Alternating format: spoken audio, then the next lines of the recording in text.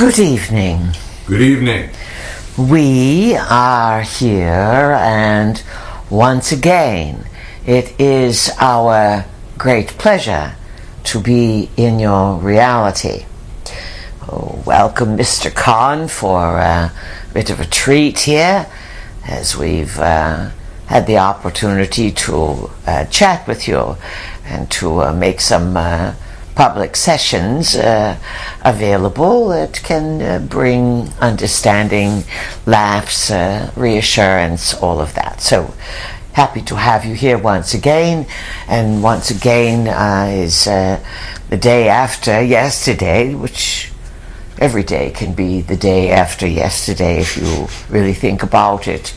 This is the well, what is it all about time, Mr. Khan? That's the famous expression now. The significance of the passage of time. The significance of the passage of time.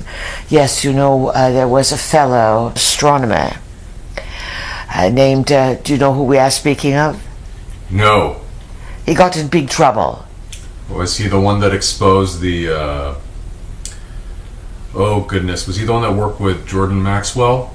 No, further back in time. It was it Velikovsky? No, he was not an astronomer. There was a fellow who got in big trouble. Maybe he was Italiano. Mm-hmm. And he said about the passage of time, he stood up to the church and he said that... Galileo? Yes, you have it. Okay. Perhaps he had Polish cousins or some such.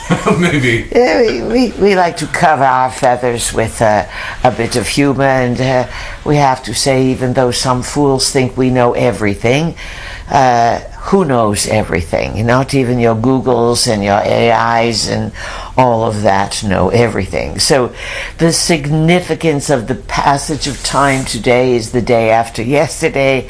Yesterday we also spoke with you with Mr. Khan, and we did a second part to the contemplative issues of so easily influenced. And today, the day later, 1 number September, Sunday afternoon, late afternoon, a big storm has rolled through, and tomorrow Labor Day, but a new moon. And we ask you to pay attention to the full and new moons at the least, and you'll notice there's often weather changes at these times. And realize that whether you are factoring in weather control of ancient times or current times, weather modulation, geoengineering, whatever names they want to have for it, we like to call it the way it is, weather control. That you also, through your consciousness, affect the weather. And the weather are the forces of nature that make up weather and trees and ground and creatures and all of that. You are a creature of nature. You are a creature of the cosmos. We are creatures of the cosmos. Way of looking at it would be that sentient beings, but we've said there's consciousness in all things. So you look at a rock and you say, all right, if there's consciousness in all things, what's the consciousness of the rock? But you ask shamanics and journeyers and those who like to trip the light fantastic, and those who are unglued, let us say, in a healthy way from the objective 3D world, they always find another world. And there's more worlds to pioneer and more to come. Many of them are not in the physical 3D reality.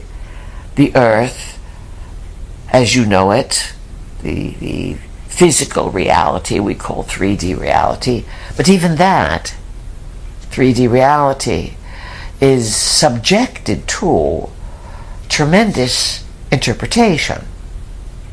And every era, no matter where you find yourself, no matter what culture you find yourself in, there is a puffiness, let us say, the pigeons who like to fluff out their feathers, just like the roosters. If you've ever been in a culture, our vehicle has seen a few over time, where they engage in gaming, and they fight roosters with each other. It is a brutal sport and cruel to animals, but nonetheless, birds can puff themselves up and they'll make themselves look bigger. Some animals will do the same to ward off danger.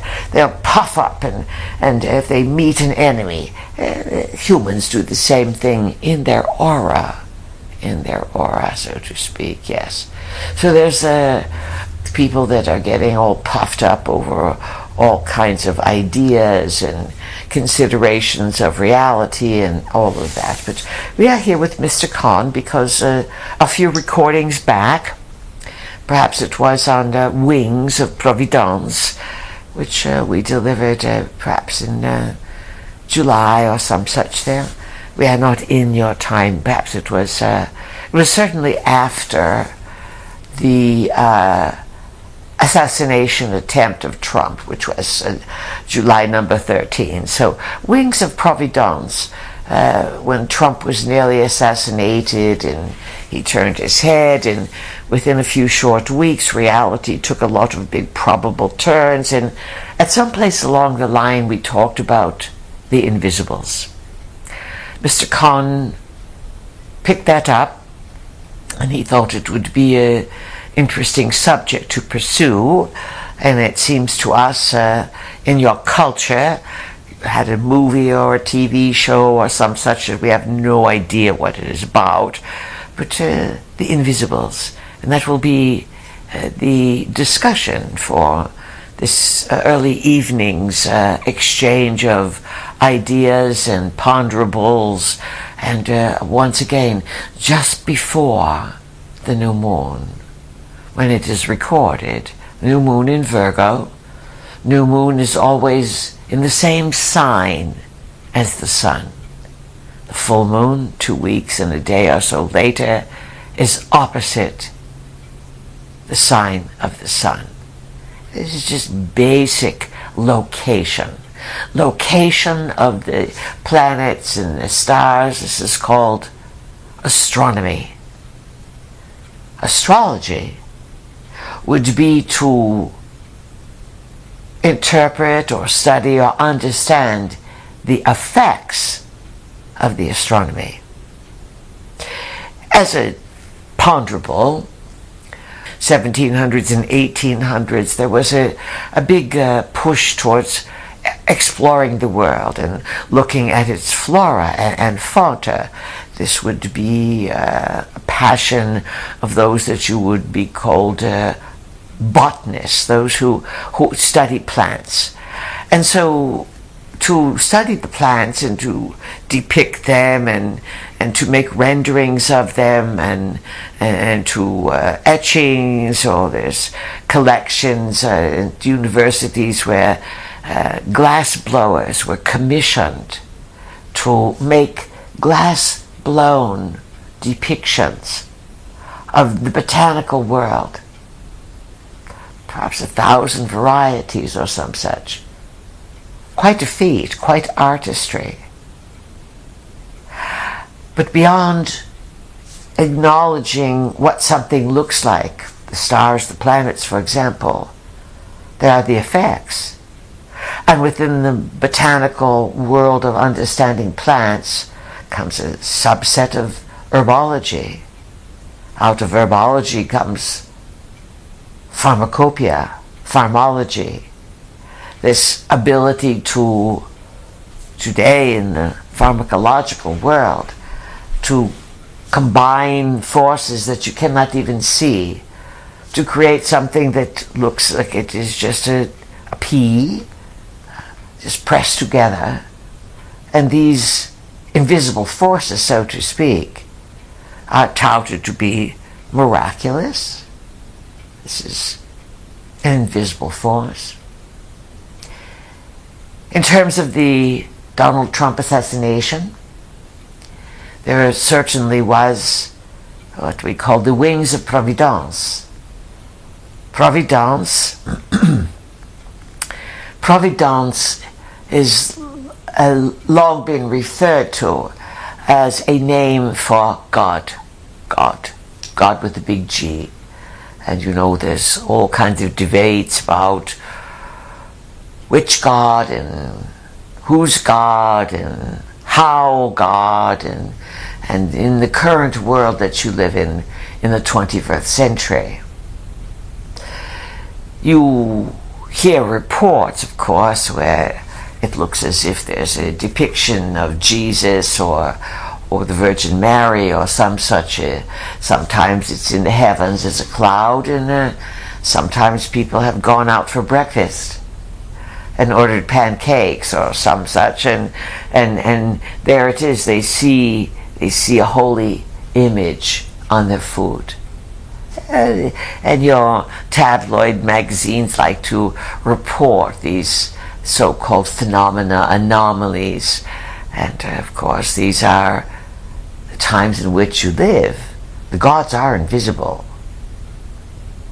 You believe in them based on how you've been influenced. Of course, we talked about religion recently.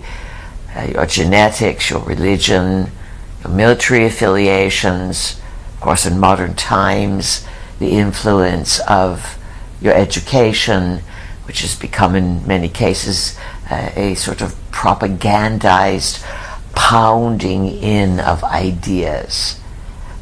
Just what you are experiencing now. These are cultural explorations in consciousness. So, we talked about the invisibles to capture your attention, and it captured Mr. Khan's, of course. So we'd like to turn it over to Mr. Khan for a few moments here and let him share his ponderings and what the term invisibles evokes for him on his behalf, your behalf, and where we can go with further explorations in the vastness of existence in multidimensional electromagnetic reality. Take it away, Mr. Khan. There are many names given to these invisibles. Yes. There are references to spirit meddlers. Spirit meddlers. Yes, dark force entities. And reiterate, if you would, before you go any further. Yesterday we talked about the electromagnetic spectrum. Correct. Being basically a sort of measuring stick for an interpretation of something that's out there and to translate it into a symbol so that it could be understood. And we've often suggested that this electromagnetic spectrum could be thought of as a yardstick, 36 inches, or a meter, however you want to describe it. And you brought up something very important yesterday about remember? The spectrum in which you find yourselves. Yes, I would encourage anyone listening to just go online and look up the spectrum of light that exists, that we know of, and the visible spectrum which we can actually see with our eyes. It's a very small percentage of what exists. Humblingly small, yes. Yes. We've suggested that if the spectrum were to be reduced to 36 inches, that the visible spectrum was about an inch or an inch and a half. Many animals can jump in and out of the visible spectrum. Shamans, that was their job to lead a group.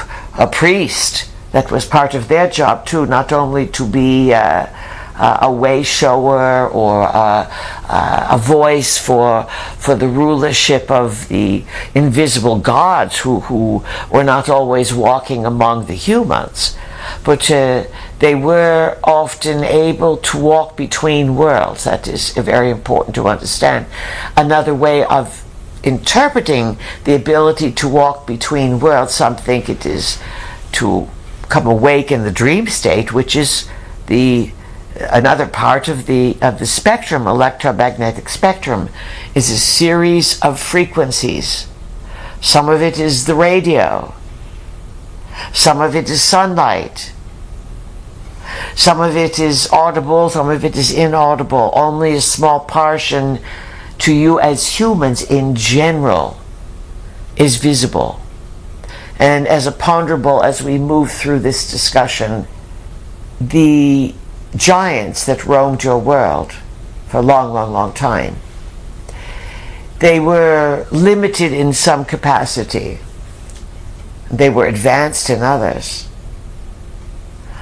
And they needed certain advanced senses in order to perform certain tasks. Many races of giants all over the world. There were black giants, there were Asian giants, there were giants in the what you call the Latin part of the world, South America, Mexico, etc. They were everywhere, all over North America. There were giants far north into the what you would call today the Arctic regions. They spread. They were a proliferation. And when you understand your creaturehood and the time in which you live, and embrace the idea, or at least consider the idea, that you do live again and again, well, those who would ridicule those ideas, they are materialists. And many times people will ridicule ideas that they are unable to comprehend. It is like someone who lives on the ground floor ridiculing someone who lives on the 10th floor of a building the person that lives on the ground floor cannot conceive of. The 10th floor dweller would have a bird's eye view, so to speak. Perspective, perception is everything. Remember that. So, this is very important that you remember that you live within certain parameters now in the current time era, in the body, and you live in you perceive and see a small part of existence. What else did the Invisibles evoke, Mr. Khan? Well, it also evoked just the notion that there are beings that can exist around you and even within you that you don't have any notion that exists. For instance, it's only in the last few hundred years that we have even been able to see something that we call a bacteria, and even more recent that we can see something called a virus. And I believe it will only be a matter of time. I don't know how many years, it could be hundreds of years, or it could be much sooner, when these other entities that have always been referenced throughout history, some call them demons, some call them jinn, some call them the unquiet dead. There's more than one type before these are acknowledged as existing. But it would also be quite, I could see how people would be averse to even acknowledging this possibility, because it's also quite disturbing, as we don't fully understand how these beings affect our day-to-day lives, or the events that occur in the world. For instance, the P's did mention that the no-seeums, as you called them. The no-seeums, yes. That is what we referred to as the no-seeums, and you then extrapolated the invisibles, yes? Yes, that is correct.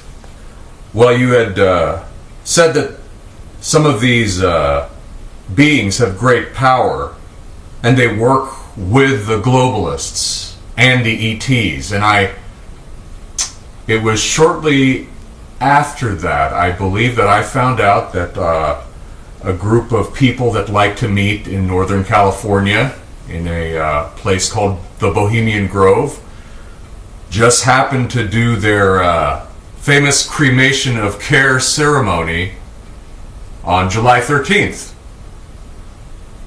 would just so happen to be the same day that Donald Trump was nearly assassinated. What a coincidence. Yes. What a coincidence.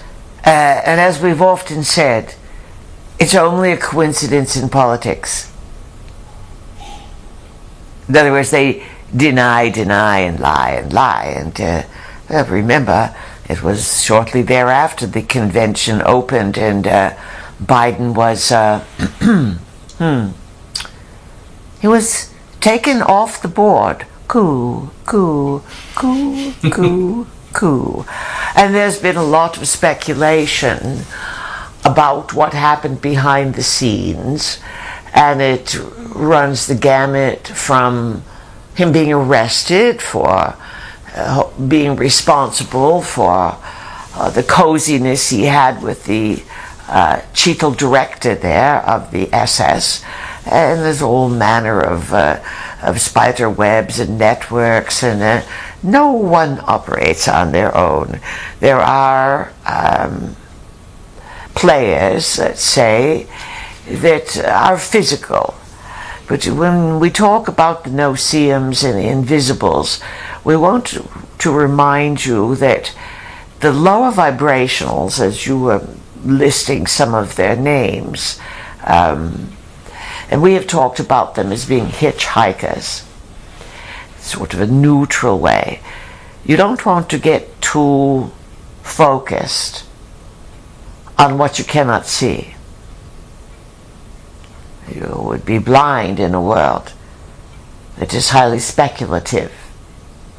And there are many who navigate in the invisible spectrum world. Let's say that you exist invisible, and then the rest of it, the other 35 inches, are invisible to your naked eye. You may be able to sense them with other aspects of your reality. As we said, the animals often stare at something that's not there. Oh, those of you who are pet lovers, we have many people who love their dogs, their cats, or nature. And if you watch, sometimes animals will be completely captivated by something that you cannot see. Animals do have abilities that have been sort of, cultivated out of humans. Because in order for humankind to develop in this chosen direction, meaning consciousness will agree to explore technology versus consciousness evolving purely in the natural world, with cleverness, of course. All right, so we were talking about the invisibles and the animal kingdom. Yes. And how the animal kingdom is not propagandized or influenced to the extremes that humankind has engaged in, and you've engaged on this technological path for many centuries now. This is a path that humankind collectively took on by a mass agreement in sort of a frequency, that this frequency, this path of exploration, is available as a probable direction on Earth. Come on down, souls who fit in this branch off of history. You tend to think that history flows like the sun rises and the sun sets in one direction. You tend to think that time flows in one direction. Time is simply a local custom. Yes, the sun does rise in the east and set in the west, but things could go topsy-turvy on the planet and things could shift around in terms of your relationship to how you perceive yourself in the cosmos. yet it would still be 3D reality. But 3D reality can change. The gravitational pull can be greater, this is an invisible, or it can be weaker. So in order to explore reality, there are certain mass agreements that are invested in the development of a window of society. These mass agreements, for the most part, are invisible, but they are psychic explorations of consciousness that may be set up over each of you when you are out of the body, when you are in a more expanded, grandiose state of understanding or even figuring things out. You are all on a journey to figure things out. And sometimes on Earth you come across complexities and you come across simplicities. The simplicities are often exhibited to humankind as symbols. Remember, over the many millennia of time on your planet, very few humans could read and write. Very few were literate in understanding that particular way of receiving information. Today, with your cellular and satellite and technological link-ups, people don't necessarily have to be literate, meaning well equipped in reading and writing. They can navigate around and look at things and spend a lot of money and be clueless, so to speak, as to what they are doing. And of course, many important records, many important things were hidden in plain sight, in manuscripts and writing and carvings in stone. Yet invisible to consciousness if consciousness cannot see and interpret what is in front of them. So back to the invisible worlds. What other ideas did the no-seeums evoke in you to have us discuss and cover, Mr. Khan? I would say spirit possession. Spirit possession. Mental illnesses. Mental illnesses. Particularly schizophrenia. Schizophrenia, right? We currently, the standard description or explanation for that is, well, these people have chemicals in their brain that are not, they're imbalanced. Yes. Hormonal, chemical, neurotransmitters, all yes. out of whack. It would be a modern interpretation of trepanning. No. It's old, very, very old. And it was in different cultures, but certainly they found it in south of the border there, South America, where in order to release the spirits or the pressure, they would drill a hole in the forehead. Oh, goodness. Trepanning, yes. And they thought that was a solution. Just like today they think the neurotransmitters look like they're all out of whack when we look at them using the modern tool of the electromagnetic microscope, yes? Well, I thought they used something more like the MRI. Well, they could. We are making it simple. Okay. But MRI, it stands for magnetic resonance imaging. And so that would take it from the microscope into more of a X-ray type of picture, yes? Correct. All right, just to stay up with your lingo. So just to show you how much invisibles you have going on. And so remember, the X-rays are something that a machine can detect, but you cannot detect it with the naked eye. Correct? Correct, yes. So X-rays are on the electromagnetic spectrum. That is right. It's important to remember all the occupants. Please continue.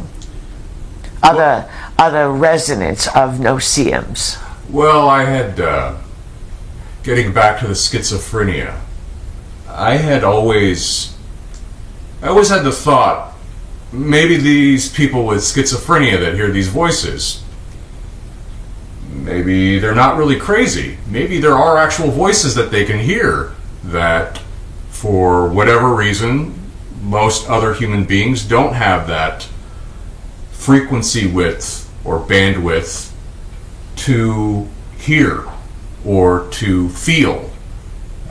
Just as people get older, their range of frequency of what they are able to hear, as far as higher pitch noises is concerned, it decreases.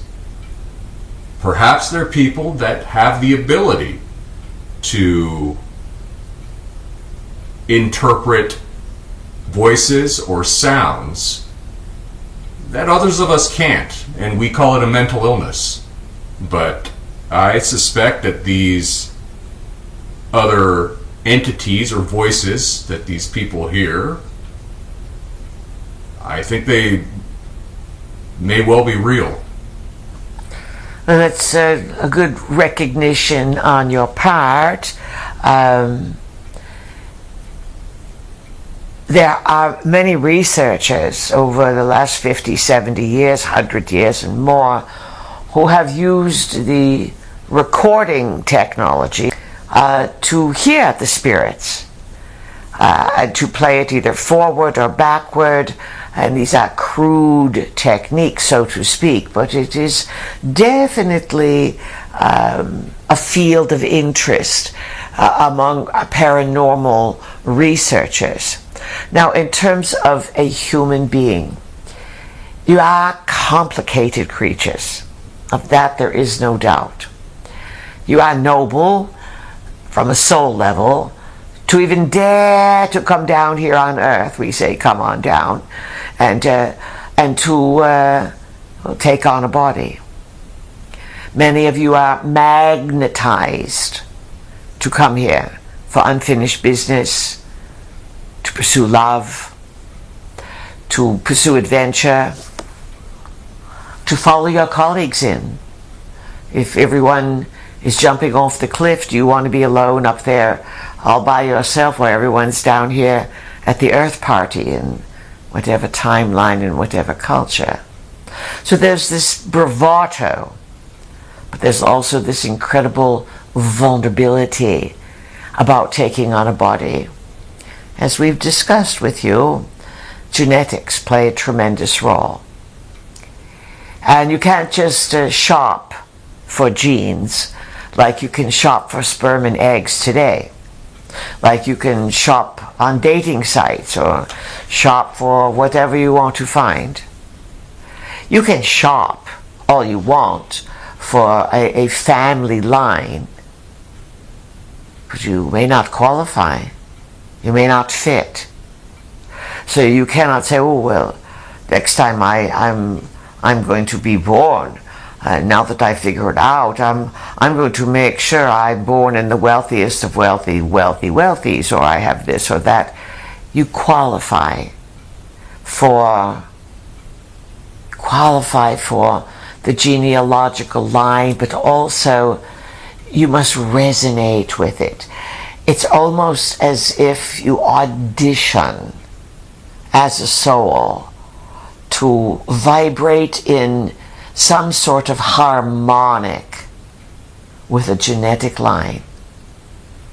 You can picture it, feel it, and you are drawn to cultural experiences that people that you are, you use the term people, that you are familiar with and that you have loyalty and bonding and duty and adventures.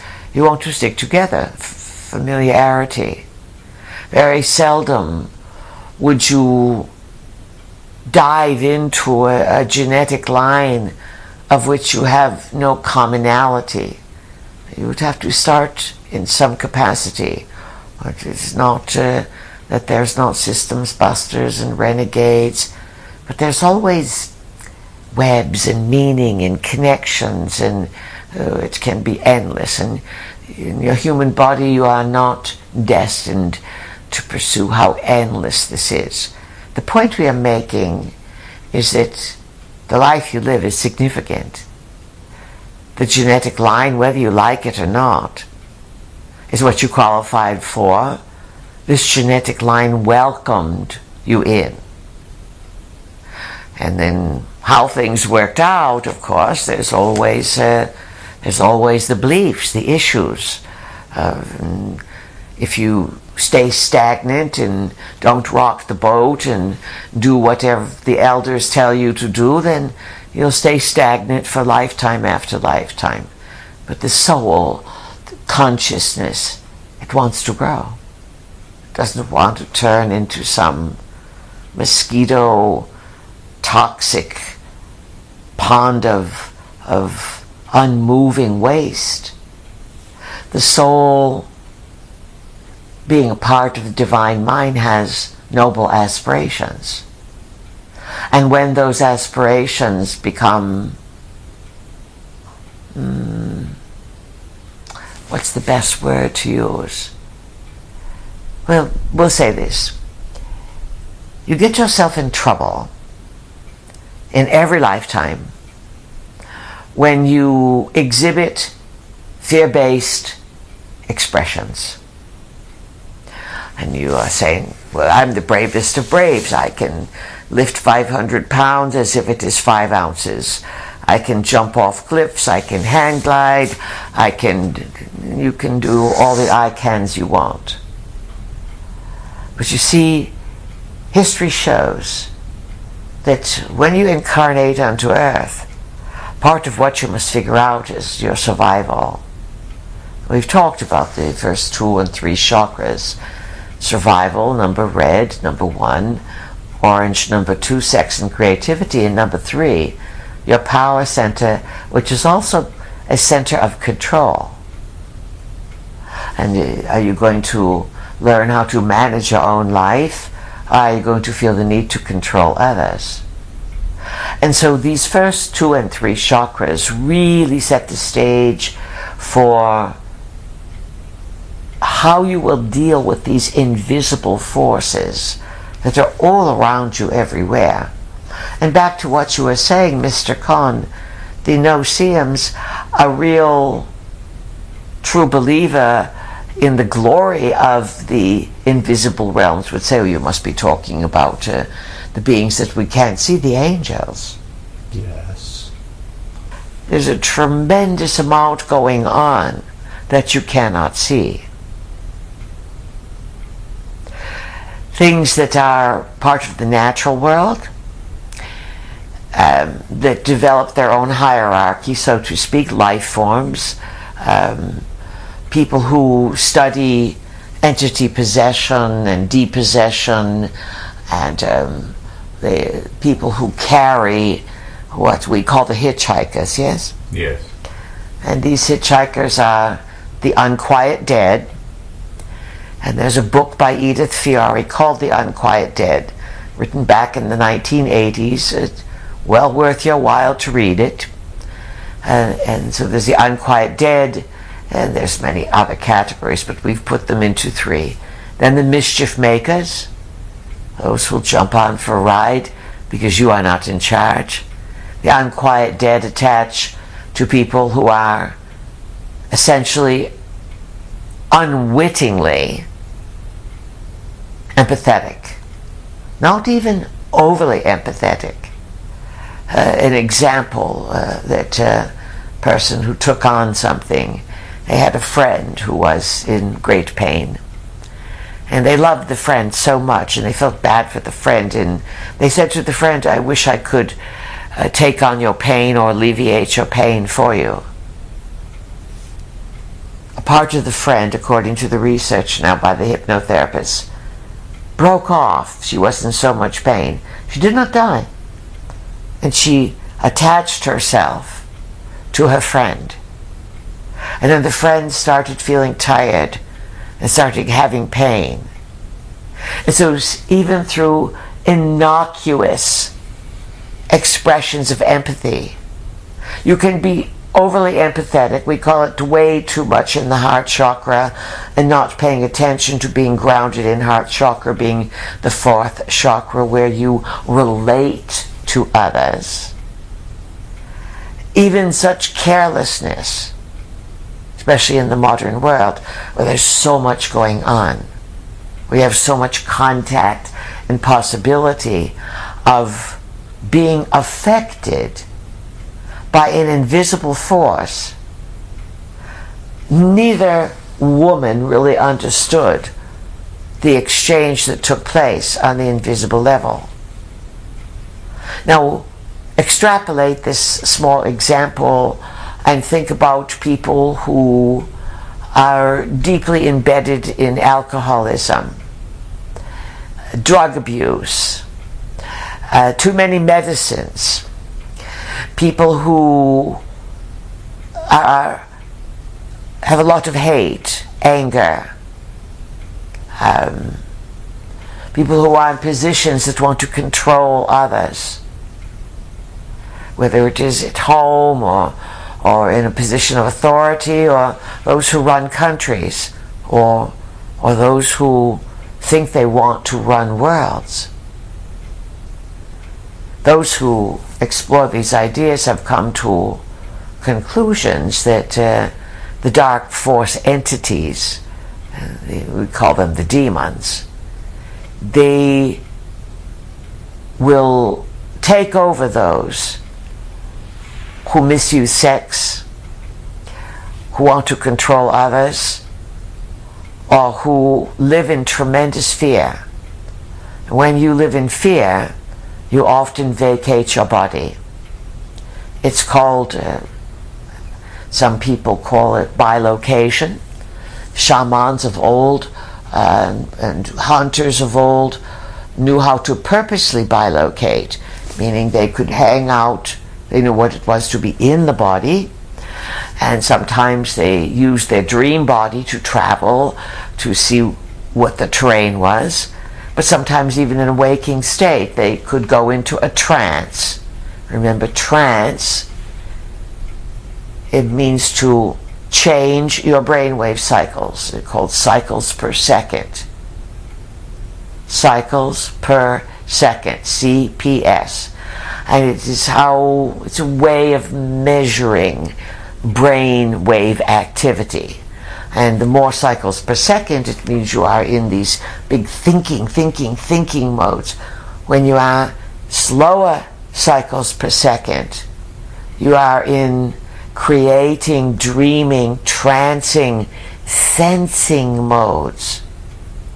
And your ancestors knew how to go from climbing the ladder to being on the ground, or going to sleep, or whatever, using that image. The test of the times is to be in technology so that you can figure things out from the past, so that you can figure out the gods and who they are and what your planet's been a part of.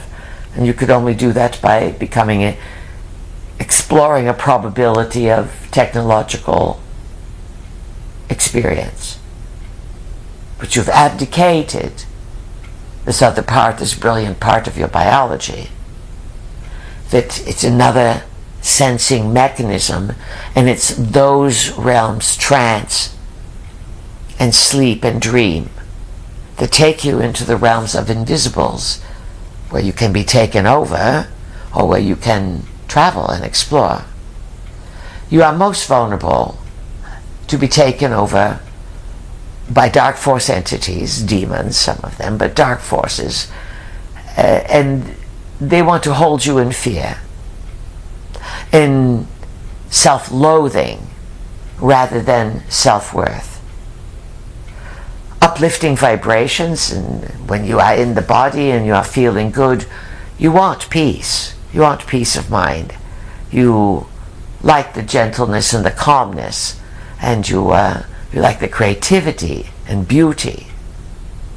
And these movements, they call them movements between light and dark, these are symbols, a way of understanding that these energies are out there. It's important to understand. Did you want to question us or Yes. comment on what we just said, Mr. Khan? Yes, please. The dark forces that you mentioned, they feed on fear. Perhaps it's their energy source. It's an energy source, and it keeps them working. It gives them purpose. They don't like the peaceniks because there's no food for them. Correct. So, what's the origin of these beings? Did they progress to this state where they are essentially parasites? In the divine mind, in the grand blessings of the field of existence, in the godhood of beingness and the generosity of Prime Creator and First Cause and all the names that you call this unnameable force, the Maker. There is a great motivation that the dark creates. And in the mind of the Maker, it is a mind of curiosity. It's a mind that is constantly exploring and allowing. There's a great generosity within the Maker, because the Maker understands that in all of its making and all of its creatures and expressions, that everything is endowed with what the Maker has, that what you do is going to come back to you. And the Maker has allowed certain expressions to learn about the management of energy. And souls do learn when they play with destruction, with hate. Might not be this lifetime, but we'll say this: those who engage in control and hate and jealousy and destruction and envy and all the lower vibrations, those who want to see others suffer, they themselves may not always figure it out, but those who watch them do. Sometimes a dark force is a very powerful teacher. We have often called them the not teachers. They show you what not to do. Absolutely. And to be fair, without accusing anyone of anything, everyone knows someone in their family, whether it's parents, grandparents, or someone in the village perhaps, or someone somewhere that's the not teacher, that they themselves perhaps are dealing with situations where they ended up taking on the darker forces that are part of the invisibles, and they're befuddled. And so the way that they feel more powerful is the dark force encourages them like a god of light. It rewards them for controlling and hating and belittling others. It's a very convoluted state. The person engaged in it often loses their mind. Those that participate and see it, notice we don't use the word victim. Today, everyone is steered toward being a victim. And we'll say it again and again. You are co-creators, and you always have choices. And the biggest choice you have is to say, not my reality, and walk away. So all these things are big ponderables about how things work and what things you can take on. Now, sexual abuse, physical abuse, chakra 1, chakra 2, and chakra 3 control over others. Chakra 1 might be the need to shed blood and kill someone to survive. And this glory of war, I'm going to be a warrior. It's very red. It's very Mars. Its root chakra is red, survival. And, well, many soldiers believe that they can pray to God to help them survive battle. Battle's in everyone's blood. Do you understand this? There's not a one of you on the planet that has incarnated into a genetic line that does not have soldiering and warrioring and all of that. The dark side, the noble side of killing, all of it is there to defend. And this is so old. And this practice, this belief in the need to destroy or conquer another in order to exist, it is a control mechanism embedded in your DNA, because your Anunnaki ancestors, it's one of their core belief systems. They transferred this to you. But it is also a dimensional timeline control mechanism that keeps resurfacing. On the 3D level, it makes a lot of no-goodniks, particularly politicians, very wealthy. Industrialists, today technicians, there's a tremendous amount of money in the big countries of the world, certainly Russia, China, the USA, Israel and Iran, and Iran being Persia, the country of the Anunnaki brother Enki, and of course the chosen people in the chosen land of Israel being Enlil, God, territory, because of the space mission. So you can tell when you're talking about influences and invisibles and no-seeums, it's not always about dark stuff. But the dark stuff you take on, and you can take it on, we've called it the family genie. And it means that the invisible is carried in the genetics. And it doesn't mean that every person that would be incarnated into a family line would necessarily have the family genie or the invisible entity jump on them. There has to be a reciprocity. Each person that carries the dark energies, even though they are passed on in the genetic line through the family, often through sexual abuse creates trauma. Trauma can create amnesia. Trauma can create the ability to develop super psychic senses, hearing, seeing, psychic radar. So it can create the ability to forget everything, to dissociate, can also create superpowers.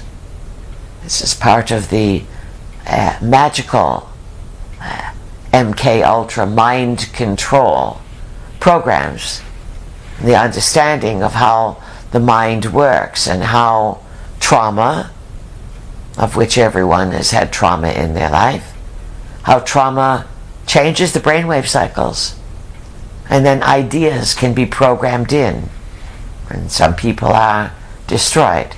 You brought up schizophrenics earlier. There's an interesting study about schizophrenia and how people of a certain age are vulnerable to it. And you have different stages of hormonal development. You call them maturation.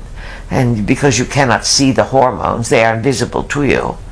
But each of you, if you are fairly thinking and recapitulating your life, no matter how many postings you have about your great successes and vacations and augmentations to your bragging self online, everyone goes through rough times. Everyone has certain lessons they must learn. Some people freak out, they dissociate, they are actors, they pretend. Others carry it as a lifetime wound. Either way is not good. Either way leads you to isolation and fear. So, and these traumas can activate parts of the self that would stay dormant. So sometimes a shake-up, a big shake-up, a reality muck-up, shake-up extraordinaire, just events that seem out of your control. These you agree to participate in for one reason or another. Always remember to ask yourself, when things occur and you are affected by them deeply from visible and invisible realms, always remember to ask yourself, as a creator, am I a fool? Or am I working in my own favor?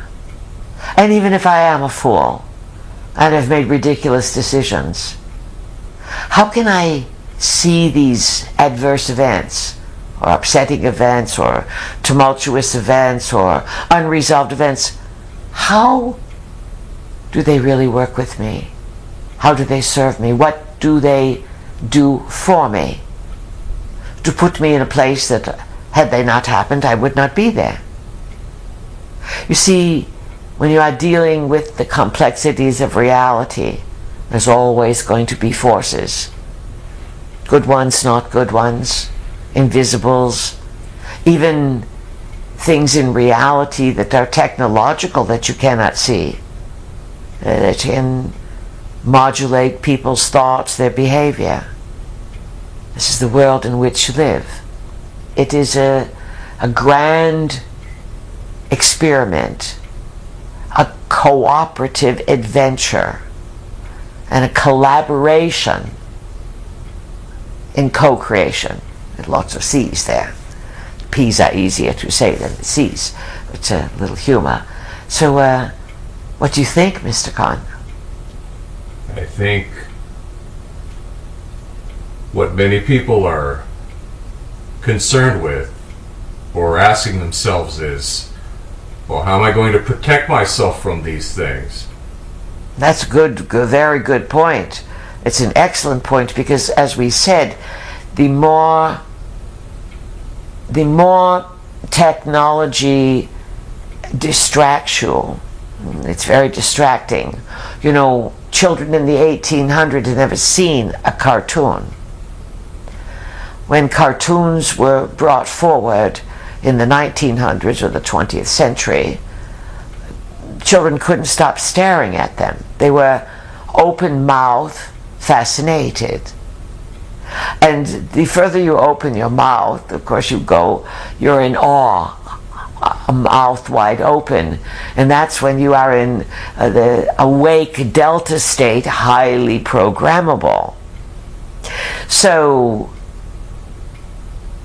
you have become awed, mouth open, awed, in this awed state with technology, which really takes you away from and out of being in your body. And even though you can say, well, I run, or I climb mountains, or I bounce on the trampoline, or I do physical work, I'm a gardener, I move wheelbarrows of dirt, or I lift rocks, or I put out pine straw, whatever work you do, it's good, you must use the physical body. But in general, the modern culture today all over the world, if there are cell phones and cell towers and satellites, you are being driven out of the body. And so when you are spending time out of the body, especially staring at screens, you are highly susceptible to some sort of beings popping in and out. And then when you're on the devices, if you are looking at things that either make you too empathetic, or you are looking at funk, or looking at gratuitous violence, sex, all of that. The entities are everywhere now. We've suggested that this is what happened with the ritual sacrifice, what some call a ritual working, that took place in the USA on the morning of September number 11, 2001. Did we get that date right, Mr. Gunn? I believe you did. Good, because we don't live in your time, and so sometimes we have to really, really, really be precise about the numbers, the time, and we mess up now and again, but we don't claim to be perfect. That's the pigeons, the perfect, omniscient pigeon. We are simply the prankster peas. Yes. All right. So how are we doing here? Are we having a good discussion on invisibles? Indeed, I think you are, yes. What important points could be brought up or discussed? But before you answer that, do remember there's good invisibles. Of course. Good. So what else could people be concerned about? Let's get back to the schizophrenia. The Hearing voices, pretty much. hearing voices. And that could be, it could be all kinds of things. It could be the spirit world communicating. It could be the person hearing conversations in the spirit world. It could be the person having an audio slip where they're hearing conversations in the village. Real conversations. Yes. Yes. Yes, because the person with this disease called schizophrenia could be developing psychic abilities, and they're ungrounded. Sometimes many people who have ended up in an asylum or thought to be insane, they had a way of looking at it, a surge of energy in the body. And the body could not handle the surge, and they started to lose their mind. Some call it Kundalini rising. But it's also a possibility that the person is doing things that they're frivolous, or for example, not even frivolous.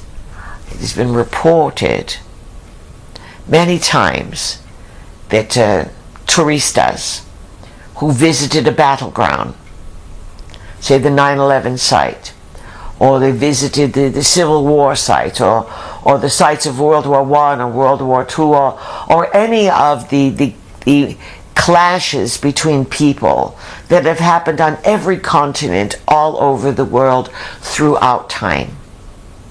And it's been reported by psychics and others who study this that a lot of times, no matter how much sweeping and cleaning is done, those who demise during war events, their soul seems to be stuck there. And sometimes when people visit these sites, and we've certainly seen it when people go to power trips and they go into certain areas, they pick up something from a crypt, particularly in the West Bank in Egypt, or in the temples. The older a place may be, the more hauntings there may be. So think about all these cathedrals all over Europe, and all the super wealthy and the royalty and this and that. They're all buried in the floors of the cathedrals. And people buffalo herd themselves over and marching around, and a lot of people who are just open-mouthed and wide-eyed, they can have all manner of entities who are confused just hitchhike on for a ride. And then they may take on the person a change in personality, a change in looks, a change in sexual expression, a change in belief systems, a change in what they want to eat, how they want to sleep, how they want to dress. These invisibles, when they attach themselves to you and they become an entity attachment, then they can ruin your life. And sometimes people, especially young children, they feel comforted if an entity attaches to them, because the entity, even though it may be a dark entity, it will say, I will protect you. And then the bonding starts from childhood, and it can go through adulthood. That person can have children and pass that entity on to the children, and it is misinterpreted as a protector, but the entity actually gets the human person to live out its life. It's living through the human vicariously. Now, this could make you crazy and live in fear about everything. And it's been explored to the extremes. And that's why we said, do good, be good, get good. Be in your body. Be gracious enough to find peace with yourself for any of your major muck-ups and victimhood in life. Victimhood meaning your pity parties. Oh, poor me. Oh, so-and-so did this or that. It's not to be that you cannot analyze it and study it, but look to see, and rather than its pity, how did it work in your favor? As soon as you're seeing it possibly working in your favor, and it begins to work in your favor. When you want to have fear and fight, then, well, what's the expression? What you focus on, what you look at, what you energize, that's what grows in the garden of life. Those are the pitches, as we've said, that the pitcher is going to pitch to you, the hitter. So, we always do our very best to bring each of you back to the source of Prime Creator. And Prime Creator would want each of you to feel that you have everything that Prime Creator has, only on a smaller scale, of course. You are small marbles. Prime Creator is playing with Jupiter-sized planets and such, but you can peek in on that energy now and again. You are not limited, is what we are saying to you. And the more you can live by banishing your fears, your worries, your doubts, your insecurities, the need to compete, the need to diminish someone else so that you feel superior. All of that's fear. As long as you live in fear, you're going to attract some sort of energy that wants to keep you there. So fear isn't just about the obvious fear things, these control mechanisms. It means that you are not trusting. Fear is basically a symptom, a signal that you are showing yourself that you are not trusting enough to be comfortable in the body. And to be fair, rightly so. So many cultures have taken on a belief system that punishes you for simply having a body, for having genitals, for having being a thinking being, or being an emotional being, or talking to plants, or so many things. Or you get into some religious belief systems and you are born with sin. There's something wrong with you, and only if you play this and this and this can you be alleviated from this sin. And in general, women are the cause of this sin. And these are ideas. They are beliefs. Are they true? Not really. Not really. Women are not the cause of humankind's problems. You are not born flawed and sinned. You may be born foolish. Your soul may bring in stupidity with it. But you are not sinful creatures. The sin, the projection of sin, has to go back long, long ago with the games of the gods. And we pointed it out that the big sin that took place hundreds of thousands of years ago was a mating between a human type of construct, hominid blended with Anunnaki genes, and a mating, a real mating with the reptilian race. This was considered to be, it was a very, very bad thing in the games of the gods. And it was so long ago. But time, of course, unfolds in different sequences, and depending upon what sequence you are in, as we said, it's a local custom. A year for you is not the same as beings who live in space.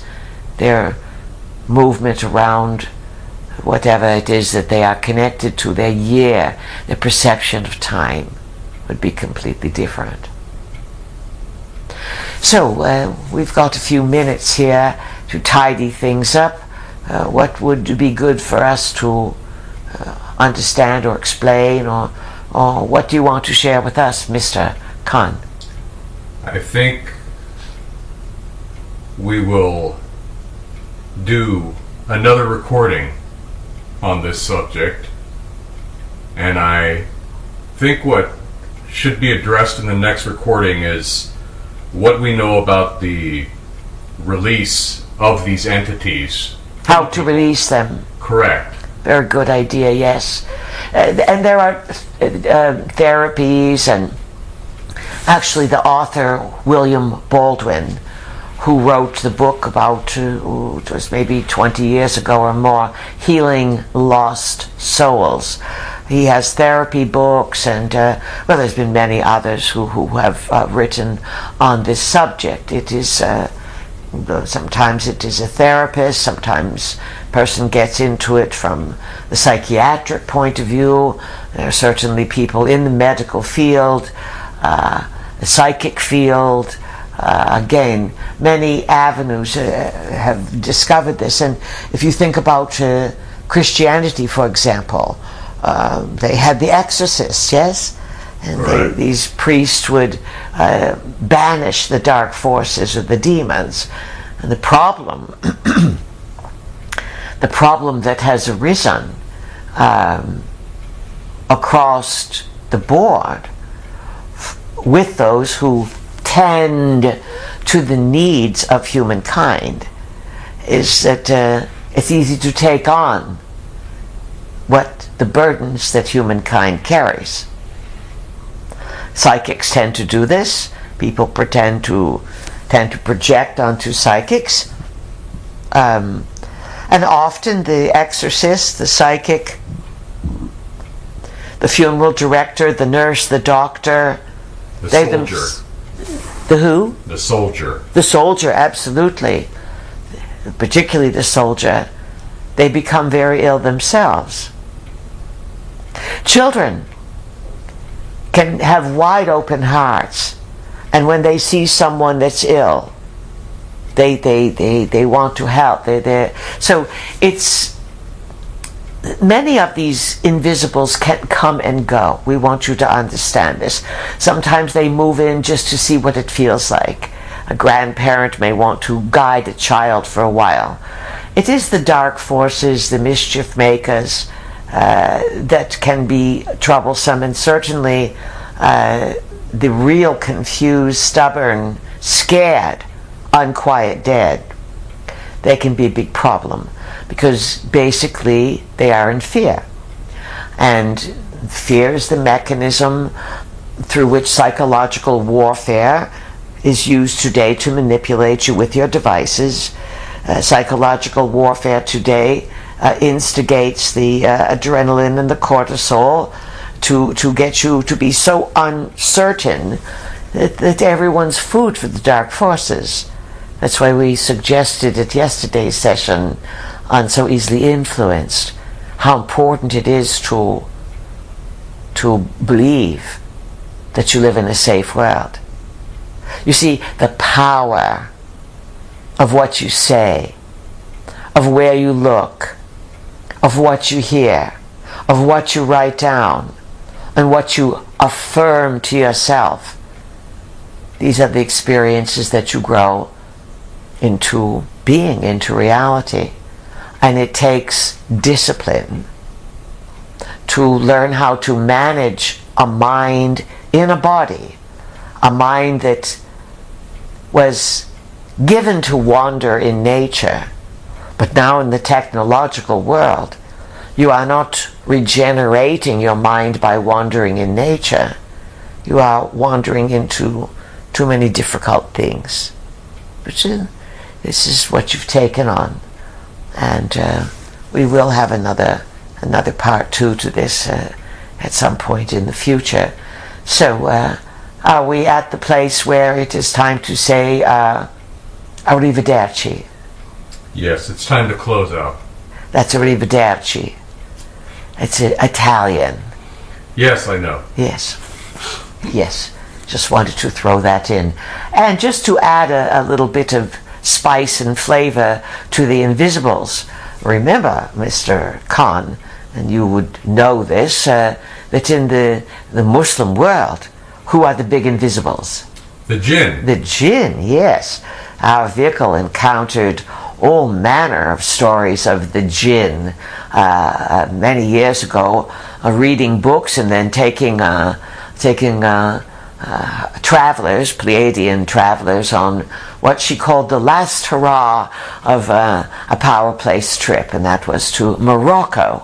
Yes. In 2008. It was quite a good time, and they learned all about the jinn.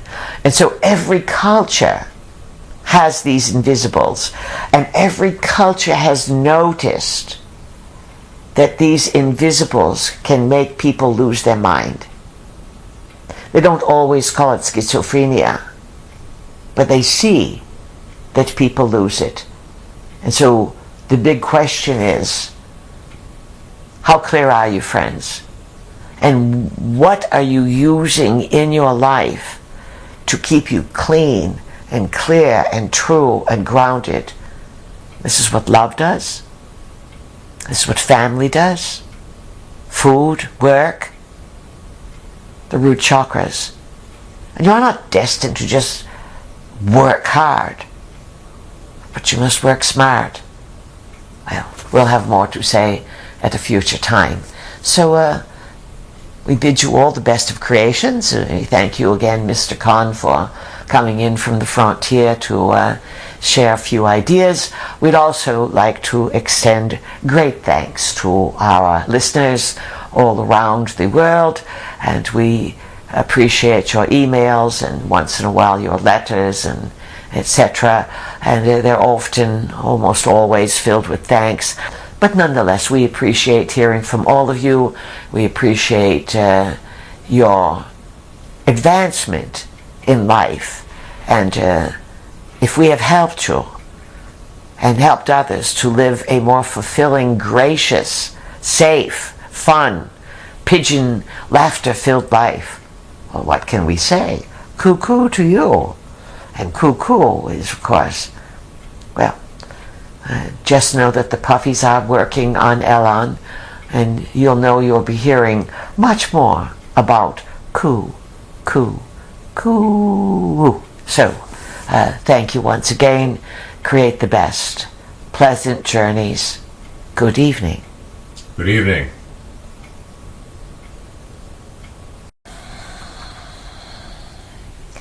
Good afternoon. Good afternoon.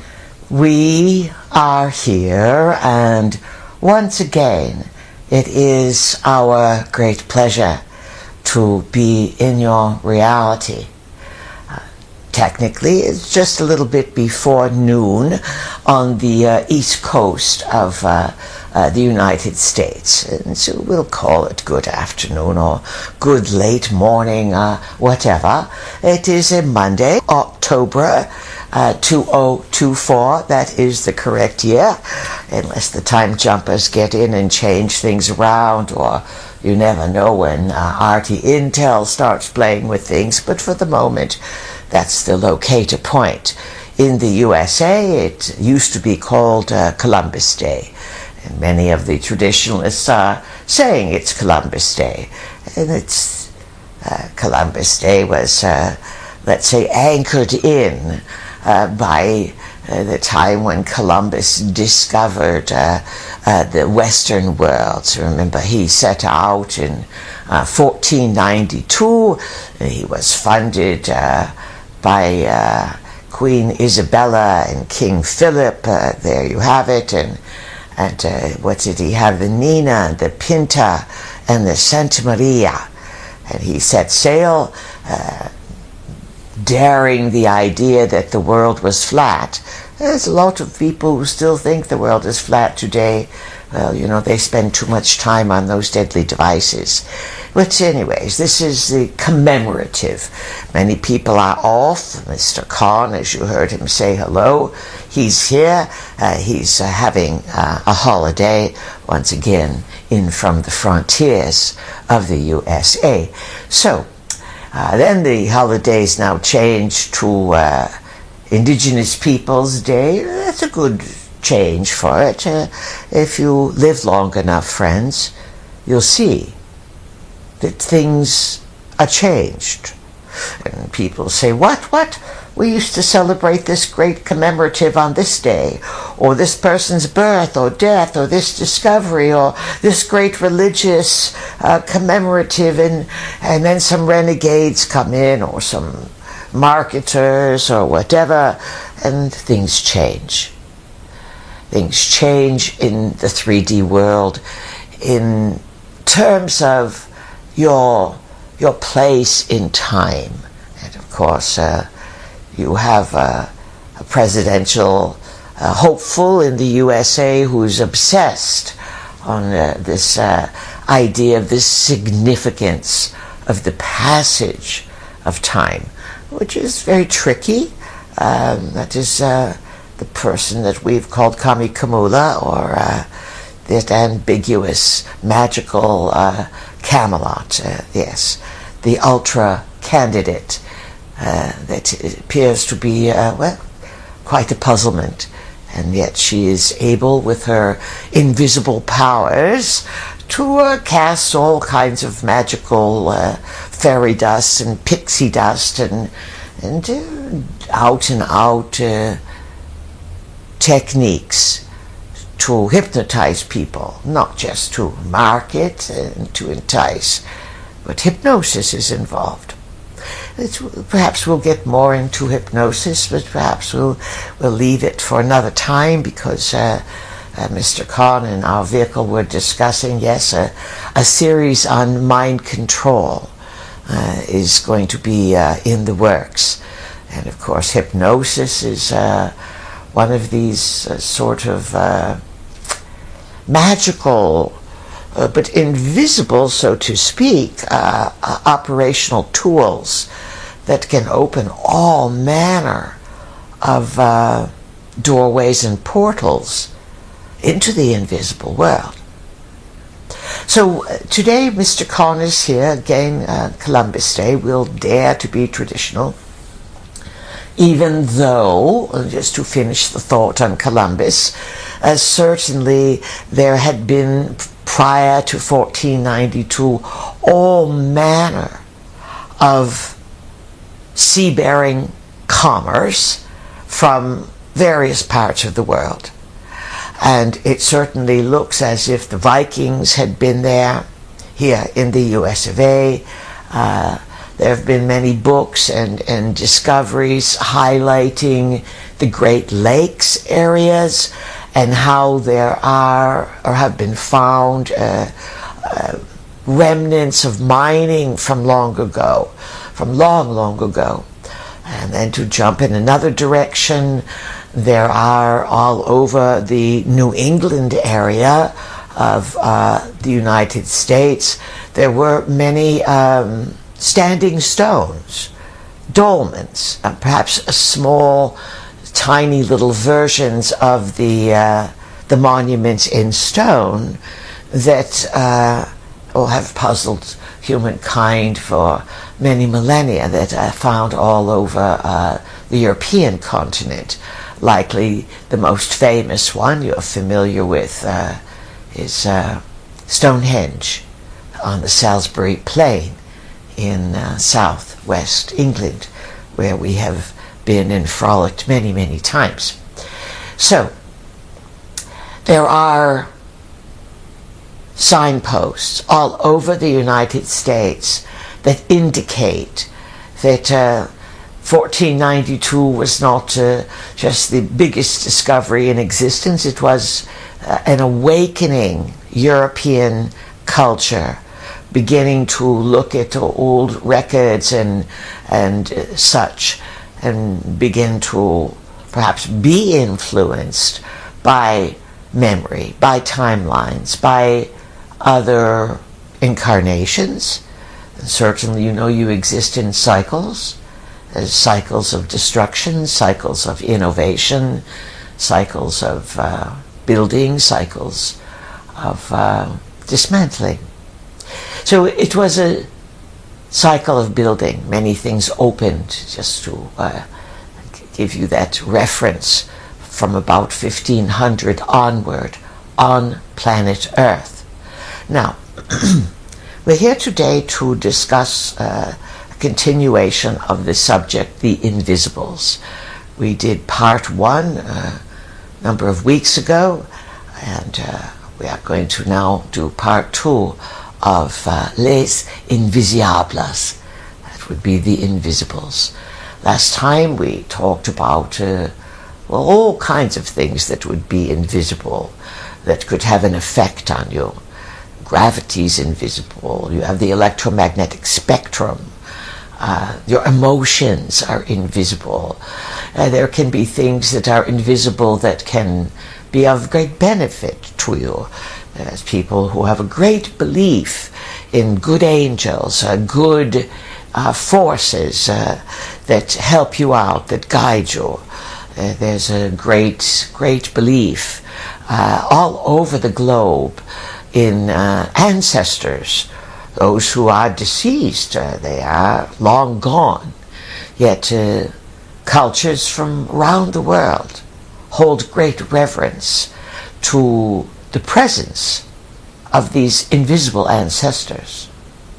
But today we are going to dance with Mr. Kahn into the subject of the hitchhikers.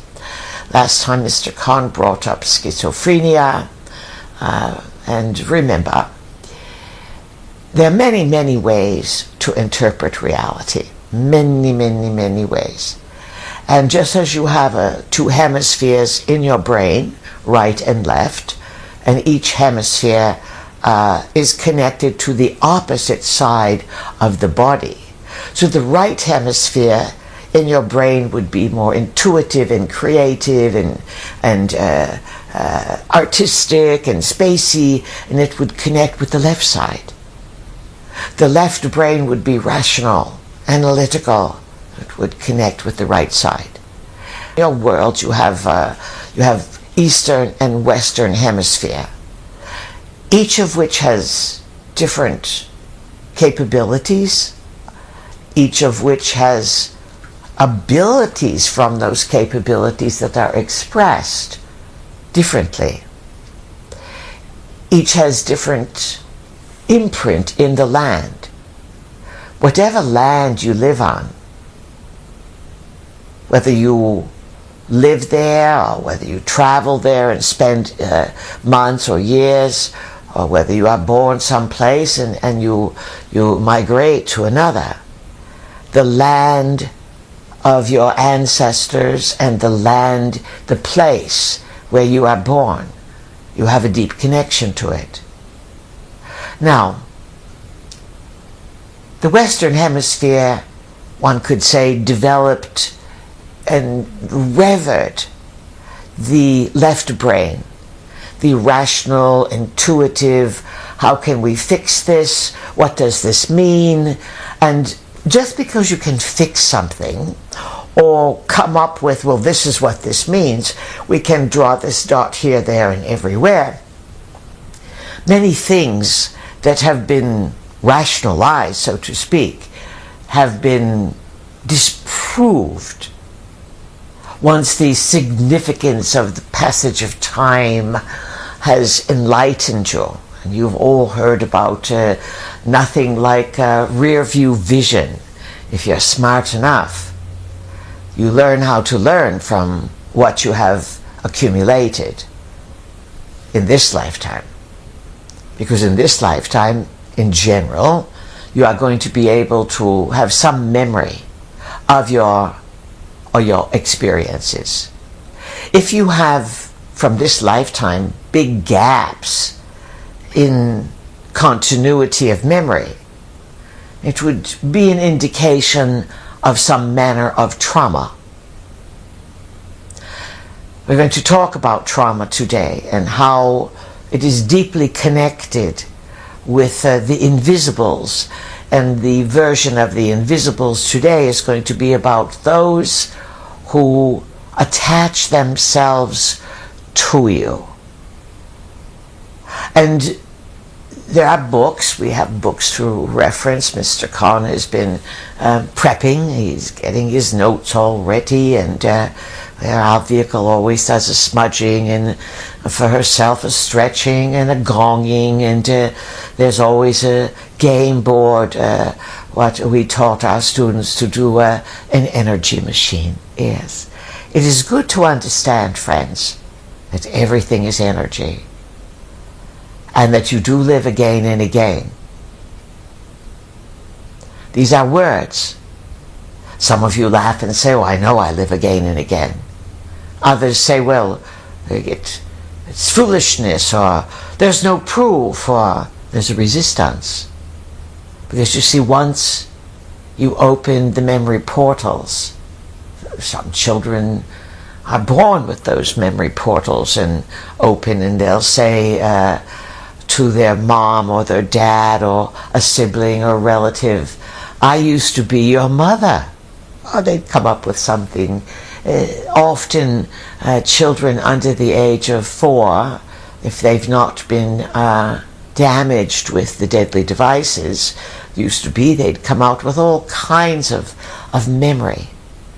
So, in order to further your understanding of any of your dilemmas in life, whether they be 3D dilemmas, things that repeat themselves, patterns that you seem to be trapped in the same old thing, there's always a lesson. There's some meaning. Existence, as vast as it is multidimensional.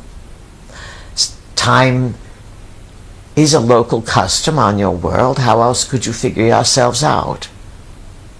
Yet you have ancestors who've lived on your planet way, way, way back, and they did not operate with clocks and schedules and technological apparatus that defined their moment. You are living in the culture of the, let's say, current era, that we can date that big acceleration in the current era. Well, you all know we work with the late 1980s through 2012, but from the late 1950 onward, certainly, technology began to blossom everywhere. That began to change your ability to process information, and began to put more ideas in your head. Yes, it began a new phase of maturation into what some call the age of knowledge. But not everyone has wisdom in the age of knowledge.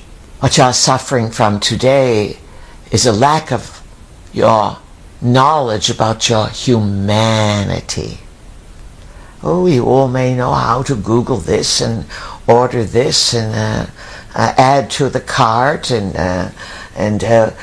bookmark this and figure all kinds of things out.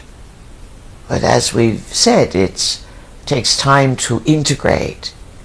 And the further you move away from valuing just the peacefulness of the moment of your humanity, the further you move from the wisdom of understanding what's happened to you.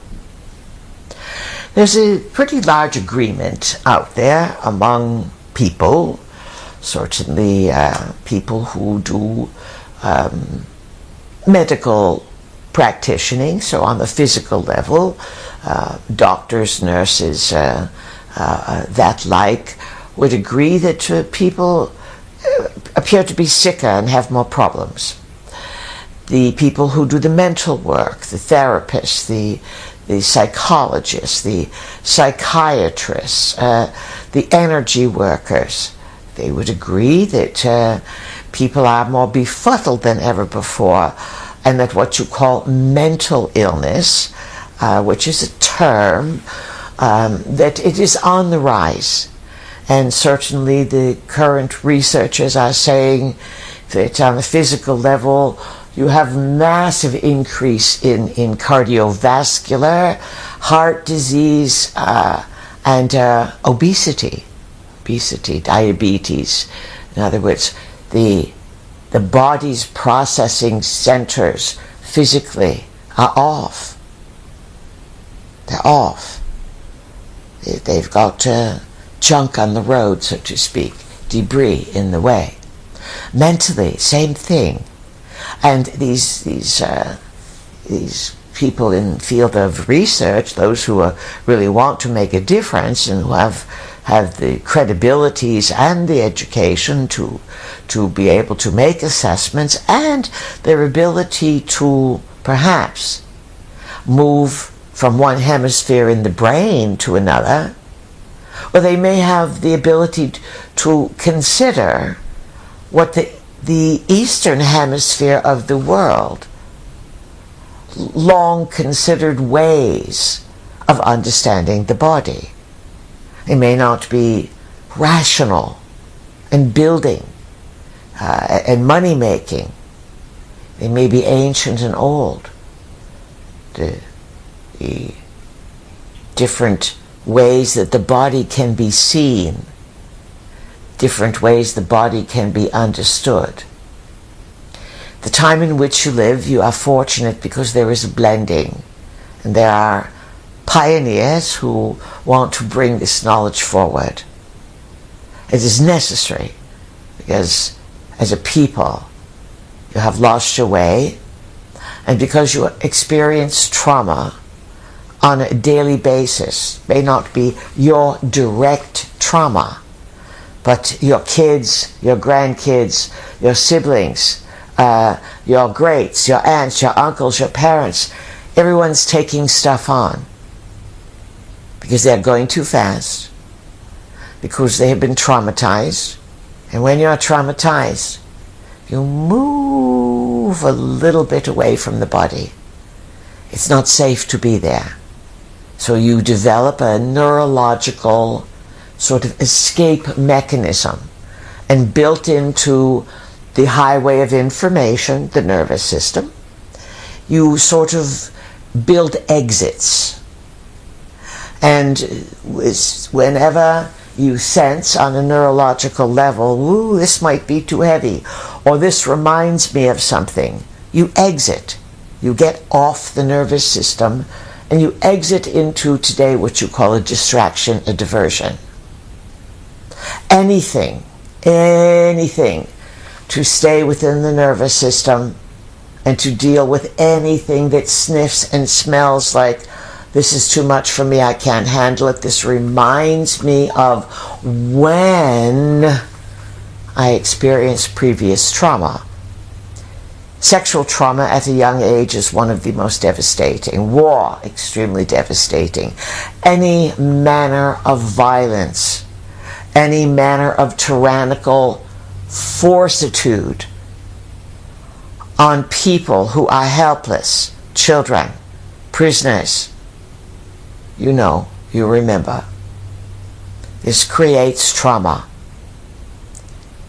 Trauma, again, can create amnesia so that you block it out. It can create an exit from the body. Whoops, the nervous system will just build an exit ramp here. This is dangerous. I don't want to keep going with this because it reminds me of a previous trauma that I had when I was a little kid. And I really just jumped out of my body back then. So trauma creates amnesia, creates a desire or a built-in shock absorber to bounce out of the body like you're on a trampoline.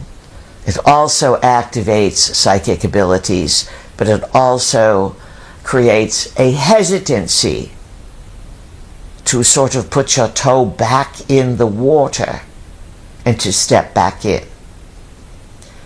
Now, the extremes of this came out of, as we've covered, World War II, Nazis bringing trauma-based mind control.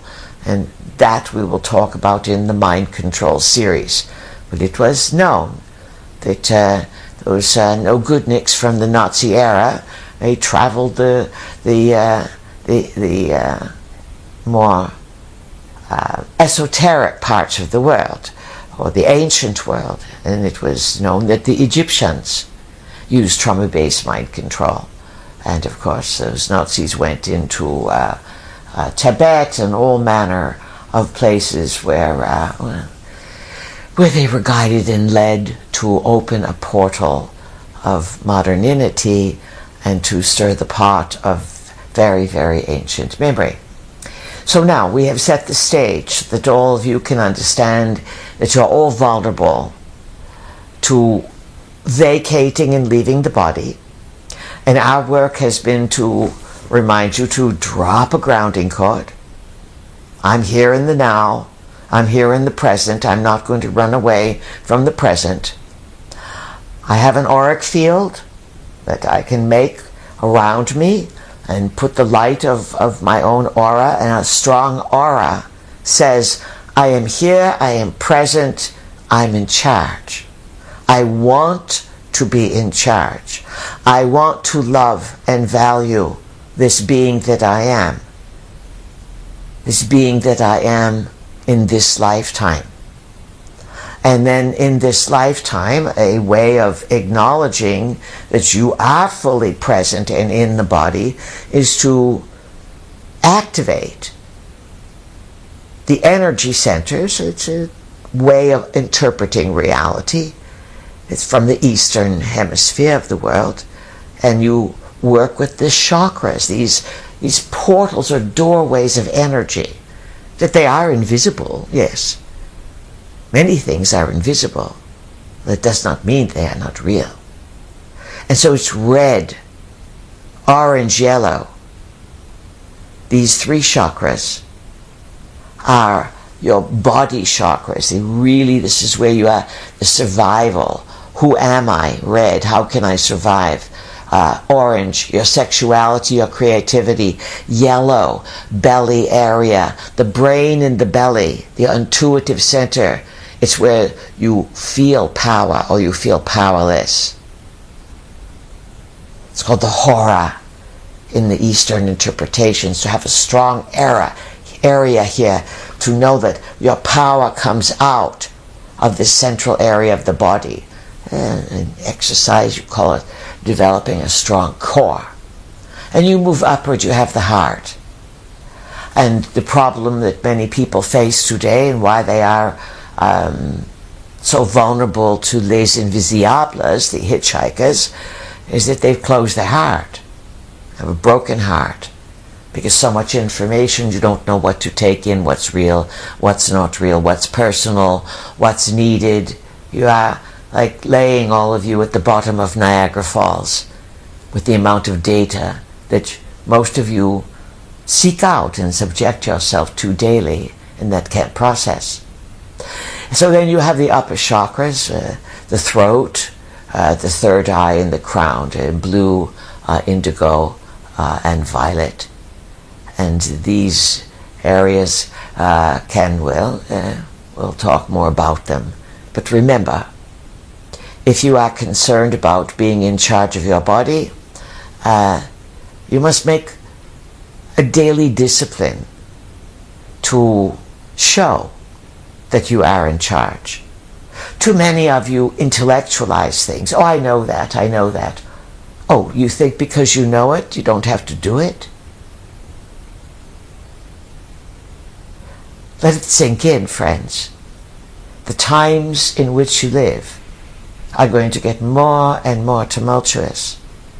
There's a war going on, a big war. There's a war called the hidden war. There's a war for the souls of humankind. Way behind the scenes, there's the reptilians. There's the wars on the surface today. There's the weather wars. There's the dimensional wars. There's the wars between the ETs and the Anunnaki, who wants to manage humankind. And there's the war between the human stalwartness, your humanity, your spirit, your valor, your courage, and the lack of understanding of who you are and how you are constantly subjecting yourself to vacating the presence, and vagrants move in. How do you know the vagrants are there, the hitchhikers are there? In general, you would know or have a feeling in yourself or watching others. We call them hitchhikers. Some of the practitioners call them hitchhikers as well, and we put them into the category of the unquiet dead, those who died for one reason or another and don't know where to go. That's a big subject. And then there's the mischief makers who like to steal the car at night and drive it and create all kinds of mischief. And then there are the out and out demons who will operate on the extremely dark side. The Epsteins, the Ditties, the flagrant disregard for life and the desire to entice people into violent acts or to get people to kill themselves or to kill others. This is the very dark side of it. And you would have feelings if you were around others who were carrying even the unquiet dead. After a while, you would feel drained because these invisibles, invisible forces, and there's all kinds of other categories in between, we're just sticking with what we've taught you. They live off of vital energy. Your earth has vital energy, and when you put your attention on it, there's a reciprocity of renewal. Your bodies are filled with chi, vital energy. This is understood in the Eastern Hemisphere. In the Western Hemisphere, chi is, what is this chi nonsense? So, not to make one side of the brain or one side of the world better than another, but you need both. You need to accept that you have a side of yourself that can analyze, and that needs to know how to work a saw, use the wrench, the screwdriver, the whole thing, but then there's also the side that says, what's my intuition telling me? So now, you know the categories, and one of the signs that others around you are having these problems, one of the main across-the-board characteristics is after you spend time with them, you're not energized, you're drained. You feel frustrated, you're drained.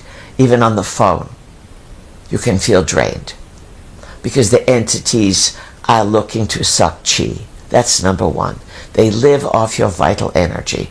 Your vital energy is aroused at the base of the spine. The Eastern traditions teach you about Kundalini, the base of the spine, raising the Kundalini. Some traditions say that around the age of 37 to 42, when Uranus, the planet Uranus, is opposite where it was when you were born, there is a spontaneous activation. Some call it midlife crisis. There are many ways to look at things, and there are many, they're all helpful. But to ignore knowledge that others have spent centuries exploring is the height of arrogance, and arrogance is always an outpouring of ignorance, fear. So, speaking of fear, fear is something that all people have to learn to manage and overcome. It is built in, as we've said, into the amygdala. The wah, wah, wah, wah, wah. There's a lion at the back door. There's something to be afraid of.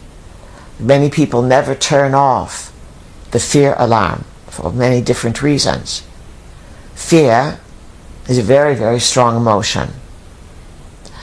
These dark forces, or these lost forces, lost and dark, they are attracted to fear.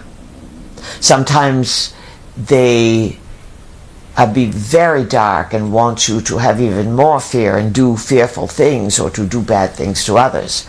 Or sometimes if they can keep you in fear, then you'll keep them around, and secretly they make a deal, especially with children who are in fear. I'll move in to protect you. So these are some of the patterns. It means that people across the board, they vacate the body. You are not in a cultural expression today where you get up and you go out and work in the garden. You have to be in the body. Many people can drive a car and not even be in the body. You know that. You've all done it. So, there can be emotional signals from depression to anxiety, eating disorders, well, that would be physical. Depression, anxiety, quirky kinds of obsessive compulsive, any of the what you call emotional disturbances that you don't know the source of. And then physically, these symptoms, when these beings move in, they can change, as we've said, many therapists have discovered through hypnosis now, generally, or sometimes just through reading the timelines, or very psychic people. These beings can change your eating habits. They can create and bring with them their own physical problems that they transfer to your body. So everything from digestivo problems to heart problems, asthma, eating disorders, many of the things that you run from doctor to doctor to doctor, and you take pill to pill to pill. A way of understanding some of these chronic conditions that don't seem to be alleviated can be interpreted by the hitchhikers, the invisibles. All right, so we've laid the groundwork a little bit, done a little bit of review. Mr. Khan's got questions, and perhaps we've even confused some of his questions now. So welcome, Mr. Khan, and we know that you have some points you want to make up. You've heard from some people, emailers, and that have questions, and so well, take it away, Mr. Khan. Thank you, Pease. Pease, I was going to do something a little different today. involves a listener named Ginny who had contacted me. And she contacted me because she's in a unique situation with her son, who is 21 years old. And I thought it would be very helpful for the listeners to get exposed to the types of things that these invisibles are capable of causing, and also what people might have to deal with that I would say most people don't. So, what she told me about her... First of all, Mr. Khan. Yes, please.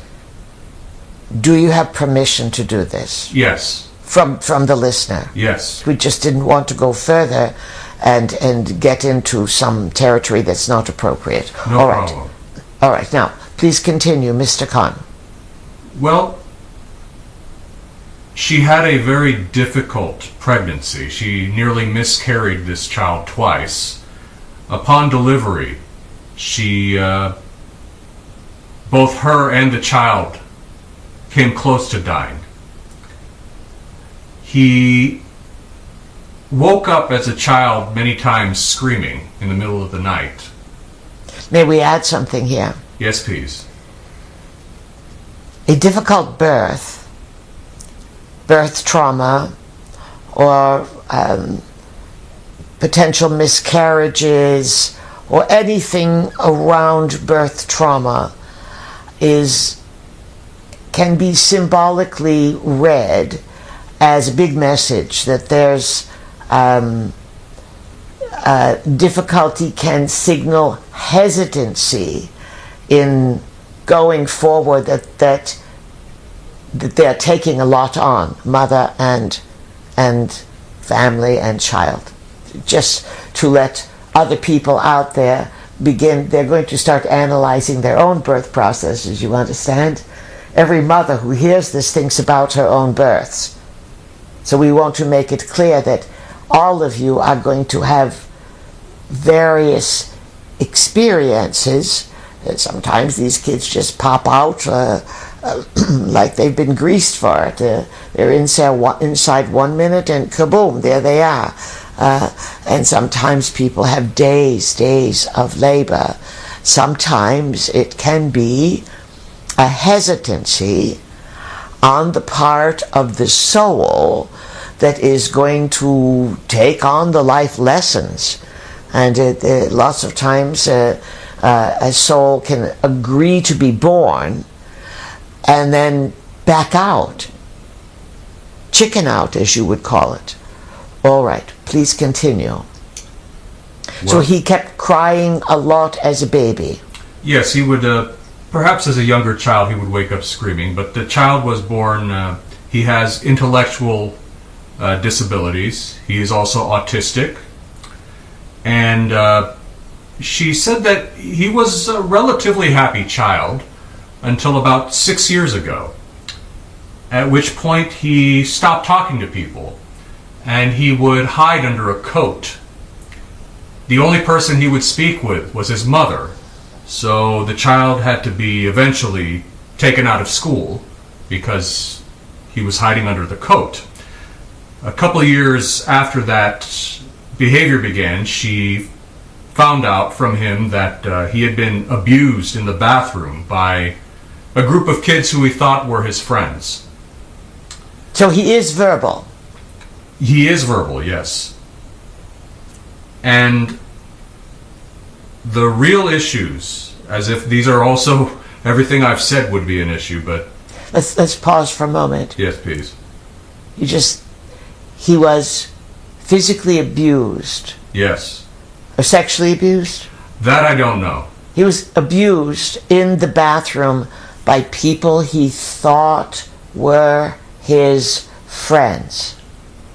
This can be across the board now, not just in this situation, but when a person feels betrayed and harm comes out of it from those they trusted or thought there were their friends. This can be in any person a massive trauma because it is called betrayal. You understand? Absolutely. All right, we just wanted to slide that in because all over the globe today, what's riling everyone up? They feel betrayed by their leaders, by people they have relied on. So we are just going to interject periodically how some of the words you are using ripple out in other areas, but they are key points. So, please continue. Last year, something radically changed. The child began to break things, throw things. He began to... And this is now a 20-year-old child. Yes, this is a 21-year-old child. I suppose this probably happened when he was 20. But the son began to wake up in the middle of the night and break windows. He would even got to the point of, I believe she had mentioned that he would go into other people's homes. And he even had threatened to rape and murder his mother.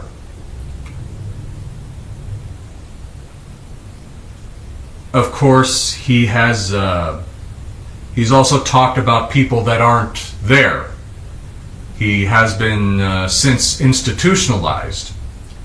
What she had noticed was he generally avoids eye contact, except during these episodes where he has eye contact.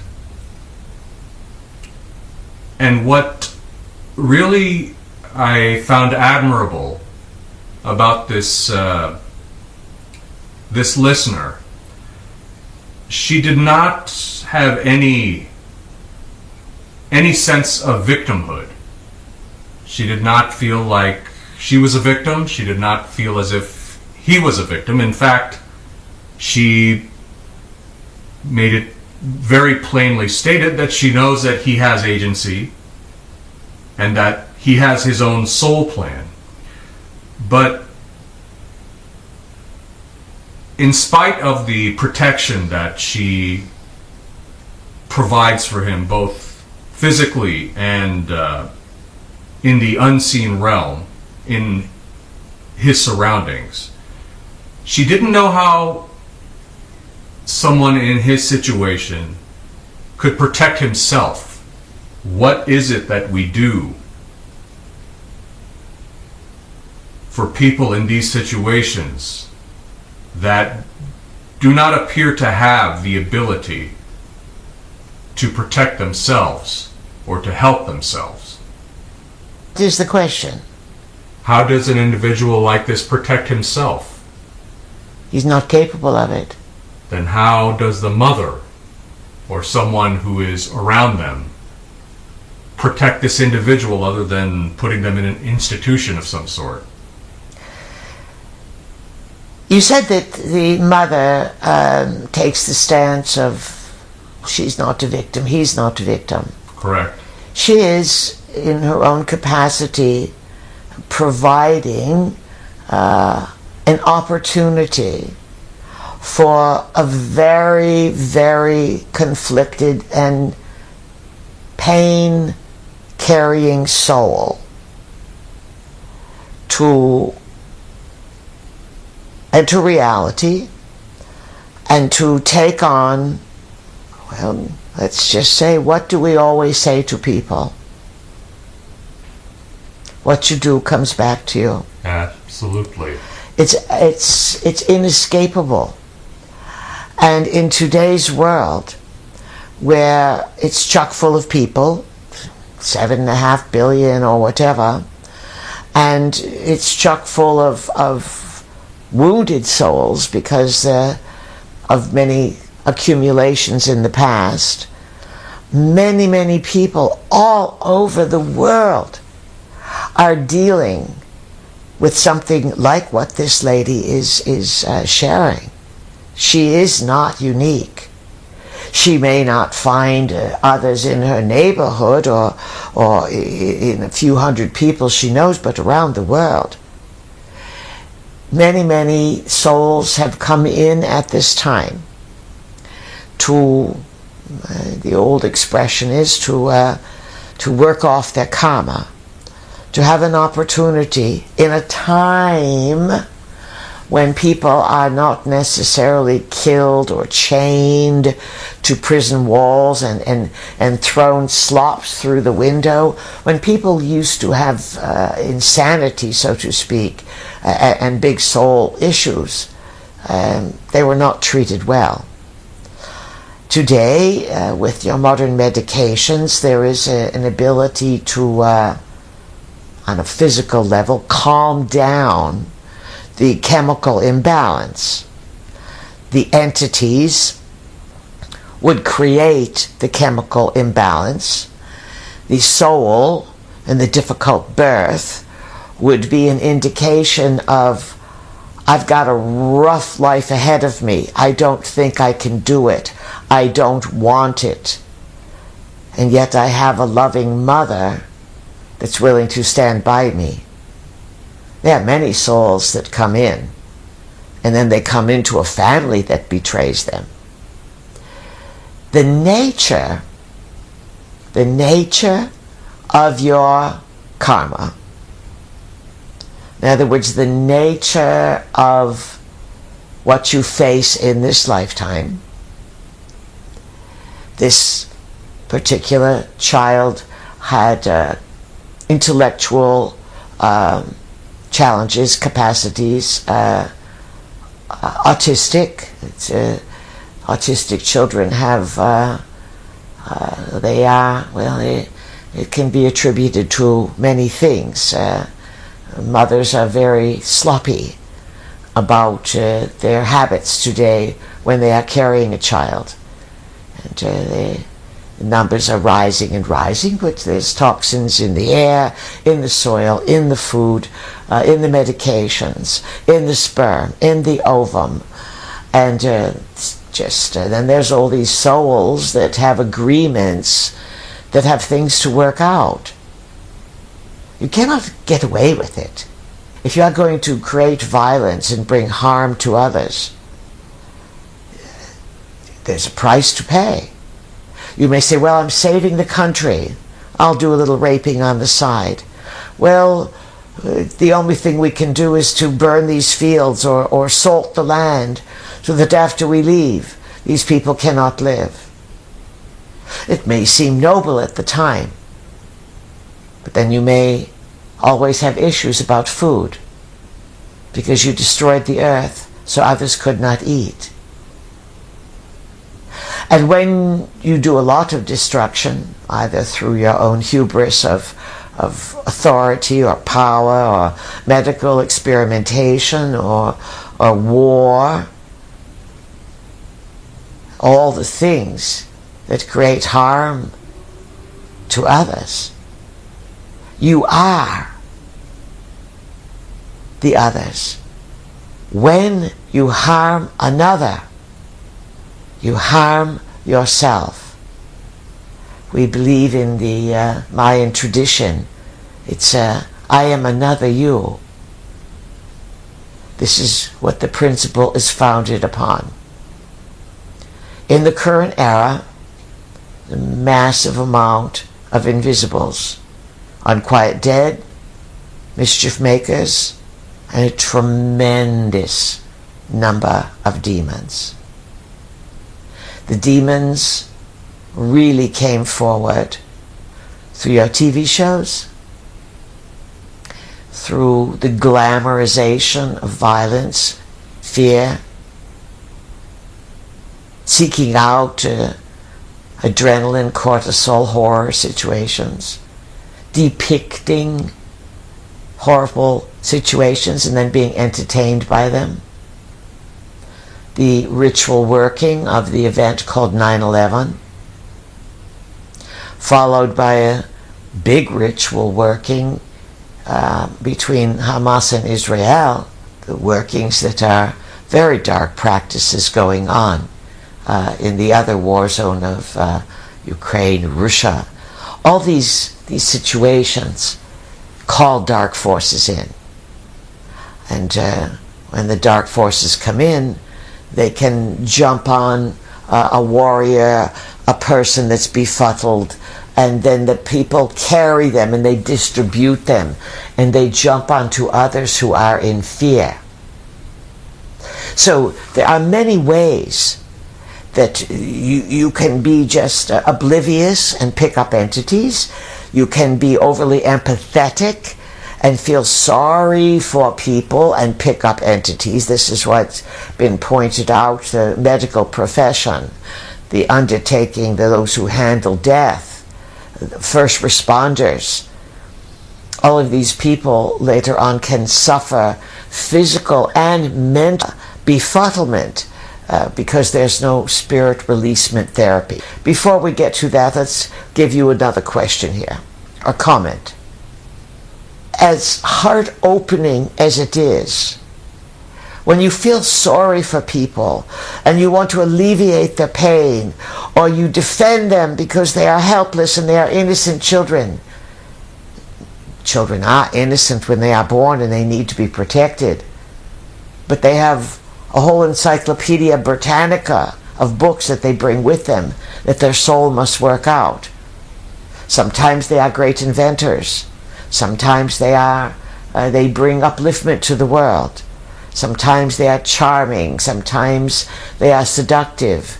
But each of you create situations. You magnetize situations to your lives that your soul needs and requires for its balance. Remember, when you are playing with the field of existence, the game board, the black and white, when you are dealing with dark forces and light forces, it's all about balance. It's not about eradication. If I nuke you or destroy you or then it's gone. You're not going to be able to do that. Our vehicle was explaining to you that she had spent a number of trips in Bali. And what she said, that it was a very unique culture. And many of our listeners, perhaps you've been to Bali's, perhaps some of you went with us on a number of our journeys there, our power place trips of conferences and gadding about Bali. One time there was a jaunt over to Java there. We'd had a good time before the deadly devices, of course, traveling the planet with stalwart seekers. But nonetheless, the Balinese understand that there is light and dark. And they understand that you cannot eradicate and destroy. Otherwise, it's an endless destruction. But the dark must be appeased and sort of put away.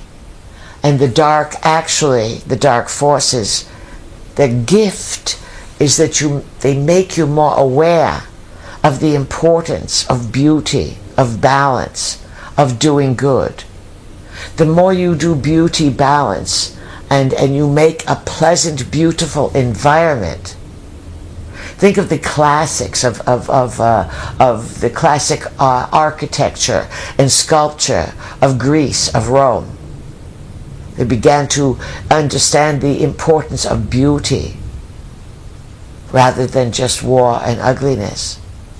So, the Balinese understand that they must be separated, and they understand that if there is a disruption in their culture, in their family, in their children, then they themselves have done something that's out of balance.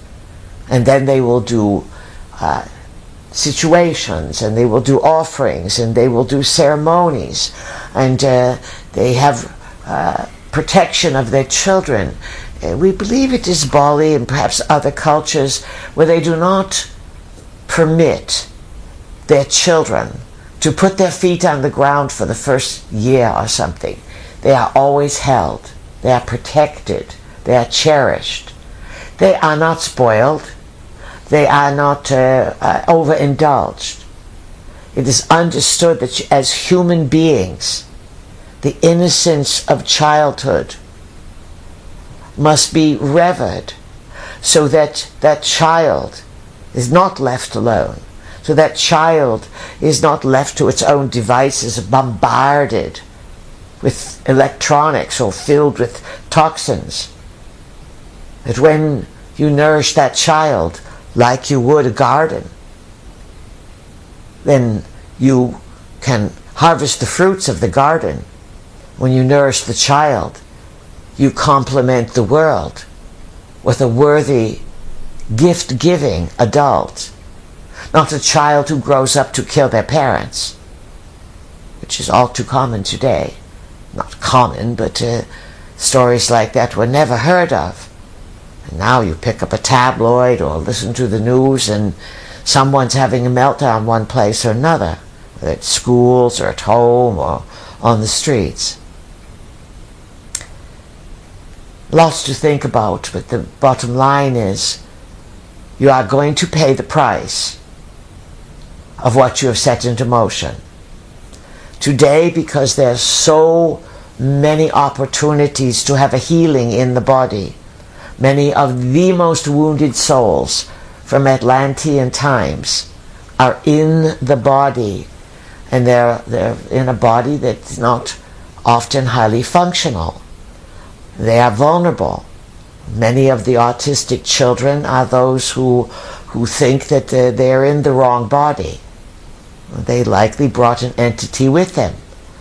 And then the medical profession says, yes, we'll turn you into $1 million baby.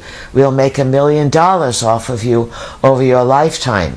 If we turn you into, or convince you, we are going to turn you into the opposite of what you have been biologically birthed with. So all of this is a big, big, big, big, big karmic event, and it's difficult when people are paying very, very heavy dues on karma and they don't understand the backstory of why. A good therapist will be able to tune into a mother's pain with her children and the story of what that child's karma is. And this is true for all of you. All of you would have a greater acceptance and understanding, and you would have more confidence and humility, both needed, if you understood the karmic situations behind all of your own dilemmas. Our vehicles had many, many, many, many regressions, many sessions. She has looked at many avenues of her own karma. And once you can do that, you can understand where you've been in the lines of time.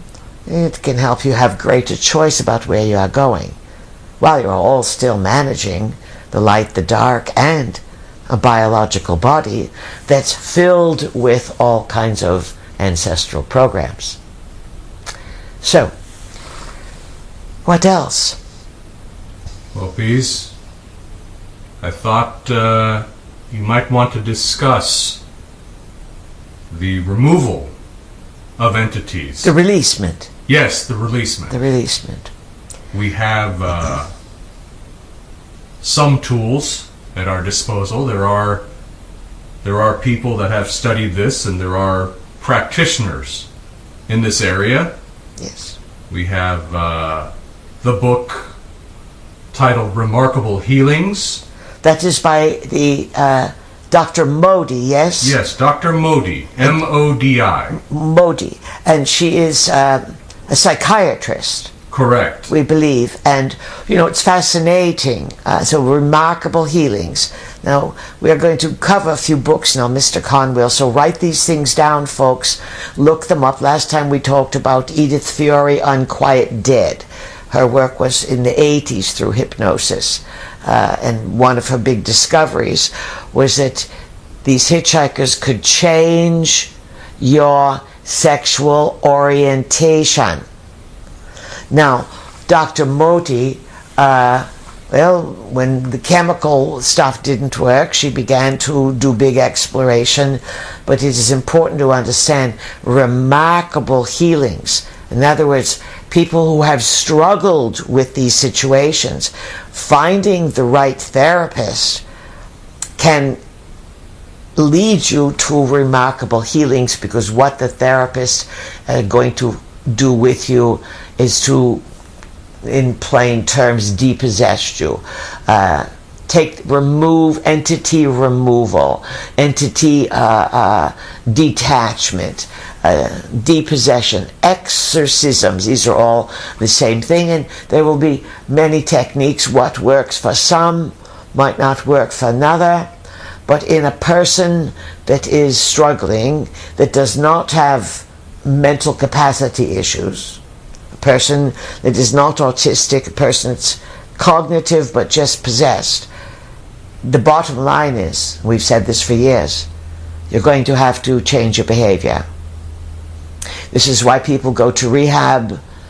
That's another subject, why they join Alcoholics Anonymous, because these organizations know that if you stop doing the addictive behavior, then you are not throwing open house party for the entities. But the addiction is a cover-up. The addictive behavior is a cover-up for some kind of trauma, and often sexual abuse. Sexual abuse is a root cause across the board of entity possession, of people feeling I'm not worthy, I'm not good, etc., etc. All right, so Dr. Modi, and do you have a comment or anything to make about her work? Her work is in the book that she wrote. It's primarily it's a big fat book. It's a very big book, and it's primarily case studies, if I recall correctly. Yes. It's been a couple of years since I've looked at it. And often all of these books we are going to recommend, what these therapists, doctors are doing, they are case studies. They're showing you what came through the door in their practice, what they were challenged to figure out, and many of them did not say, hey, all right, I'm opening the door, depossession clinic. No, they were working on something else, and they were befuddled by these cycles of repetition and problems. Well, there was also the book by Ellie Pichet. Ellie Pichet, yes. Hitching a Ride. She's done some very, very good work, and she's available for phone consultations, in-person consultations. It's a very simple book. And she too has an extensive, it's a smaller book, and she has lots and lots of case studies from empathetic situations to dark forces, and her technique is removing them, but she'll find the reason. She's pretty psychic, and so that could be a good outlet for someone there. And she's online, yes? I'm sure she is. Yes. Do you want to spell her last name? P-E-C-H-E-T. Yes, and Ellie, E-L-L... E-L-L-I-E. All right, Ellie Pichet. It's close. Hitching a Ride, yes? A Guide to Earthbound Spirits and How They Affect You. All right. We would say it's a smaller book. It's simple. And if you are new to this subject or you want to add it to your library, click it. Yes, that's what you do today. Put it in add to cart. Yes, that's a bit of an inside joke there. Vickel's figuring things out. She's going to buy something massive. nonetheless. All right. So then there's another book there, the one that we've talked about a long time, Healing Lost Souls. Yes, there by is Dr. Healing Lost Souls by William Baldwin. He was a Baldwin. dentist, and he came through this through hypnosis. We believe part of his work was to use hypnosis on his clients for dental work. And then one thing led to another, and then we believe that he's deceased now, but he has a manual, yes? Yes, the manual is, I believe it's called Spirit Releasement Therapy, and it's a pretty fat book as well. Right. And that one is a little more difficult to find, but it's still on sale. Now, we want to speak to some of the mothers before we go further on this. You hear us talk about the devices. Please, if it's possible, do not sit your children in front of any technological screen or device. Keep them away from TVs, because when they are on a screen, they are hypnotized. When they are hypnotized, there are entities around, and they can become a carrier. It's all happening in the invisible realm, right in front of your eyes, hiding in plain sight. And there's too many mothers today who use one screen or another for a digital device, and this is a very easy way for the children to pick something up. And if you are in fear, and today there are entities and dark forces everywhere. How to counter this? Let your children play with real things. And we would say a wonderful way to keep the spirit clean and uplifted, especially for a family, is to have certain family practices. You might have, some people have Meatless Monday, Taco Tuesday, but you might have Classical Saturday, classical music, the Beethovens, the Mozarts, the Rachmaninoffs, these uplifting classical presentations are known to uplift the spirit, to create a healthy vibration around you. The music of today is designed to call in dark forces. The frequency of the beat, etc. And then you have people dressing like demons. And then you have people coming home as teenagers and adults, bringing in demons. Music puts you in a trance, and then you can be programmed. You're all vulnerable today. This is why in the future we see things are going to have to get much more simple if the human race is going to have any kind of continuity. But that's another story. What else, Mr. Kahn? Well, Pease, I also wanted to mention someone that was brought up a year or two ago, back during the Moon Days. There's a something called the Light Worker Healing Protocol by this fellow in Illinois named Carl Mollison. Yes. And his work, I have seen it produce results. Yes, we are going to say he has produced results for people, and what you want to do, friends, is you want results. And we've given you and Mr. Kahn here's a number of avenues to check out. Trust your gut. Check with the brain in the belly. You want work that will produce results. Check your belly. You know, sometimes people have affiliations, and well, let's just say you want someone with a good track record, and you want someone that you can relate to. But remember, bottom line is, if you are plagued by things, sometimes you are picking up energy from others that are draining you. It is easy to have family, friends, associates who have entities And the entities just, they're always looking to suck energy. And what you want to do is to be a fountain of your own energy. Very often people have used, we used this years ago, the pillar of light.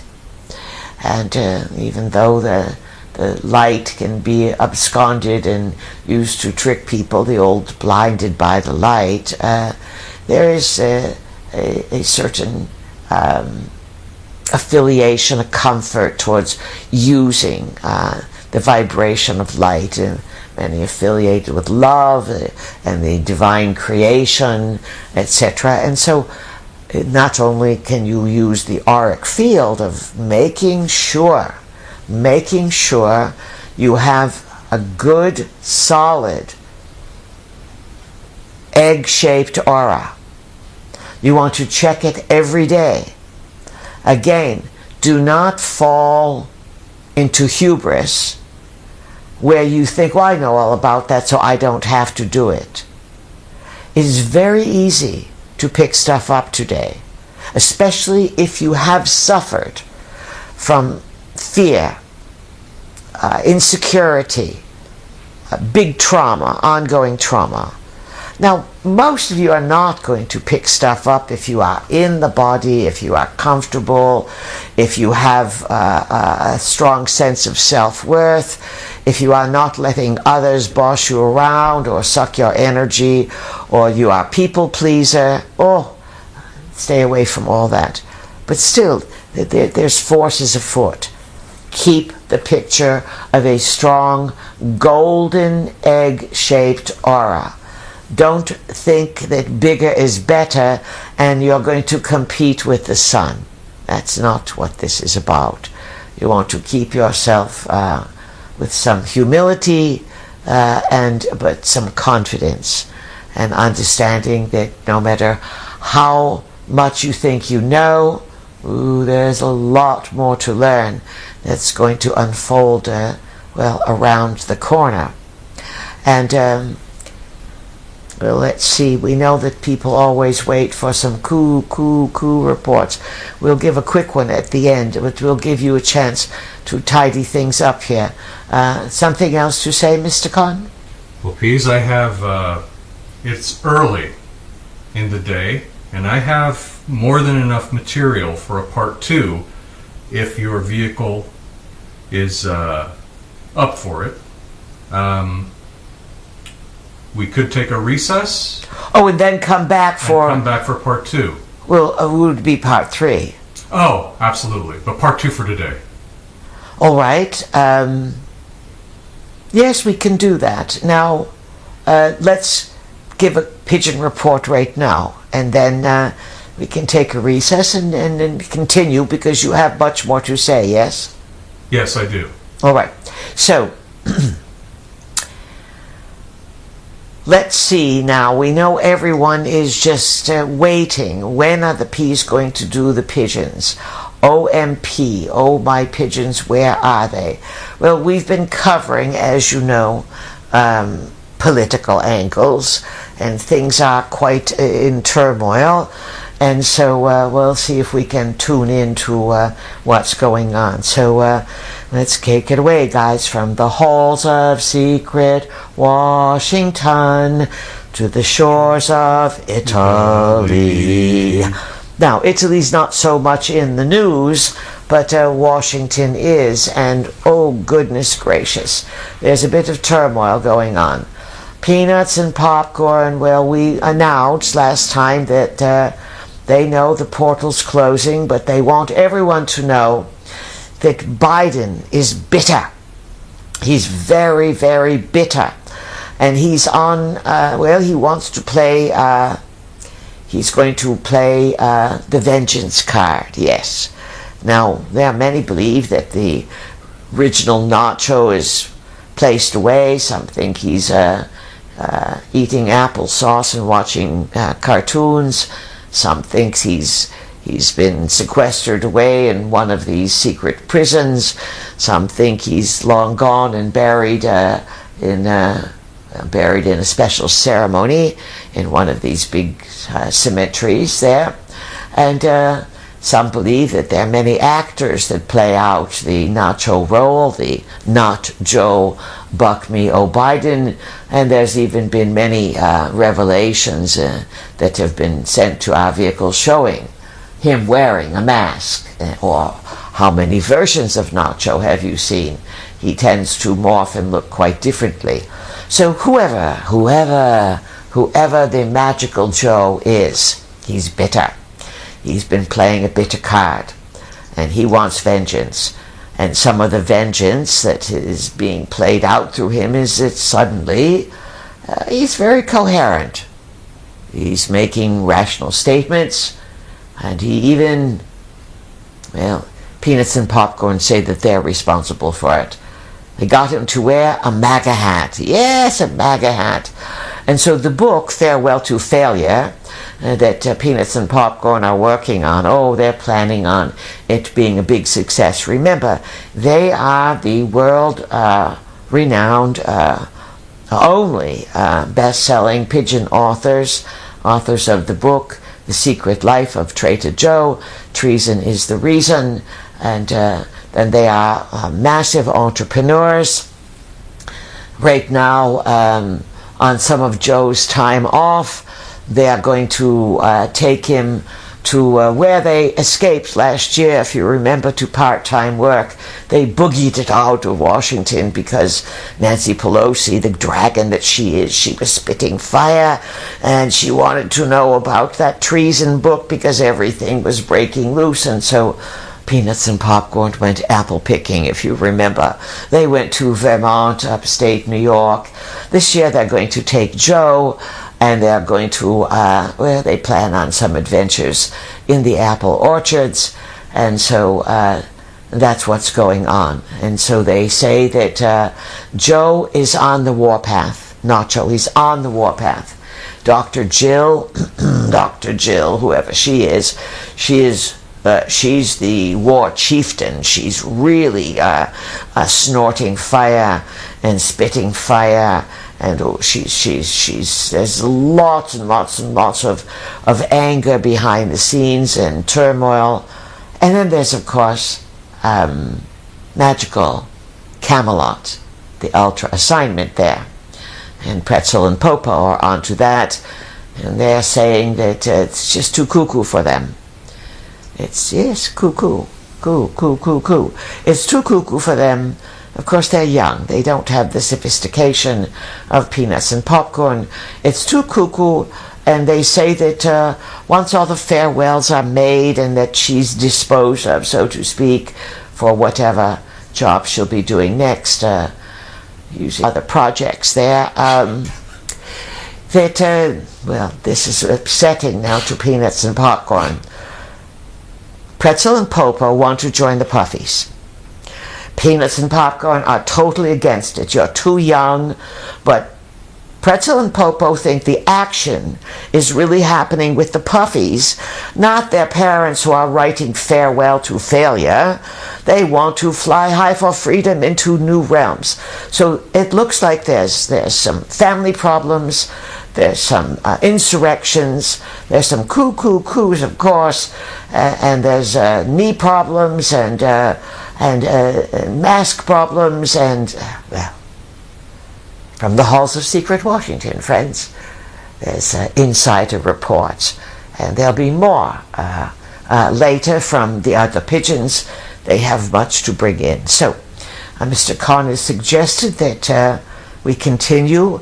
He's got plenty to talk about, so we'll give our vehicle a little recess, and then we'll come back for part 2 of today, and it will be part 3 in the sequence. So buckle up and hang in there, friends. Create the best.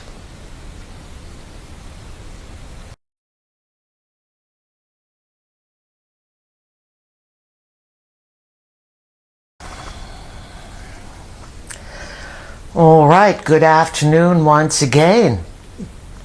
We are here for something a little different here, 2 parts in one day here, just like we were out teaching on the road. But we are here at home with visiting Mr. Khan. We've just completed The Invisibles. We told you about the significance of the passage of time. Some jokes there. But no, today is the 14th of October 2024, a Monday. And in a few days you're going to have a full moon. And the other day you had Pluto going direct.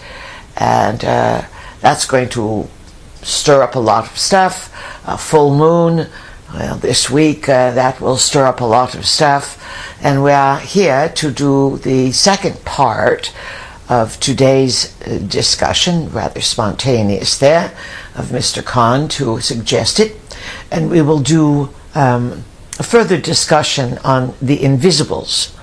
So it will be today's second part, but in the series, this will be the invisibles part 3. So, are you totally confused, friends? Yes, you see, time can be used to muck you up tremendously. And remember, we don't come from your time. So we have to learn what date it is, and the days, and the numbers, and the years. And, well, sometimes we flub those numbers. But it's all right. Right now, everyone is fully present in the here and now.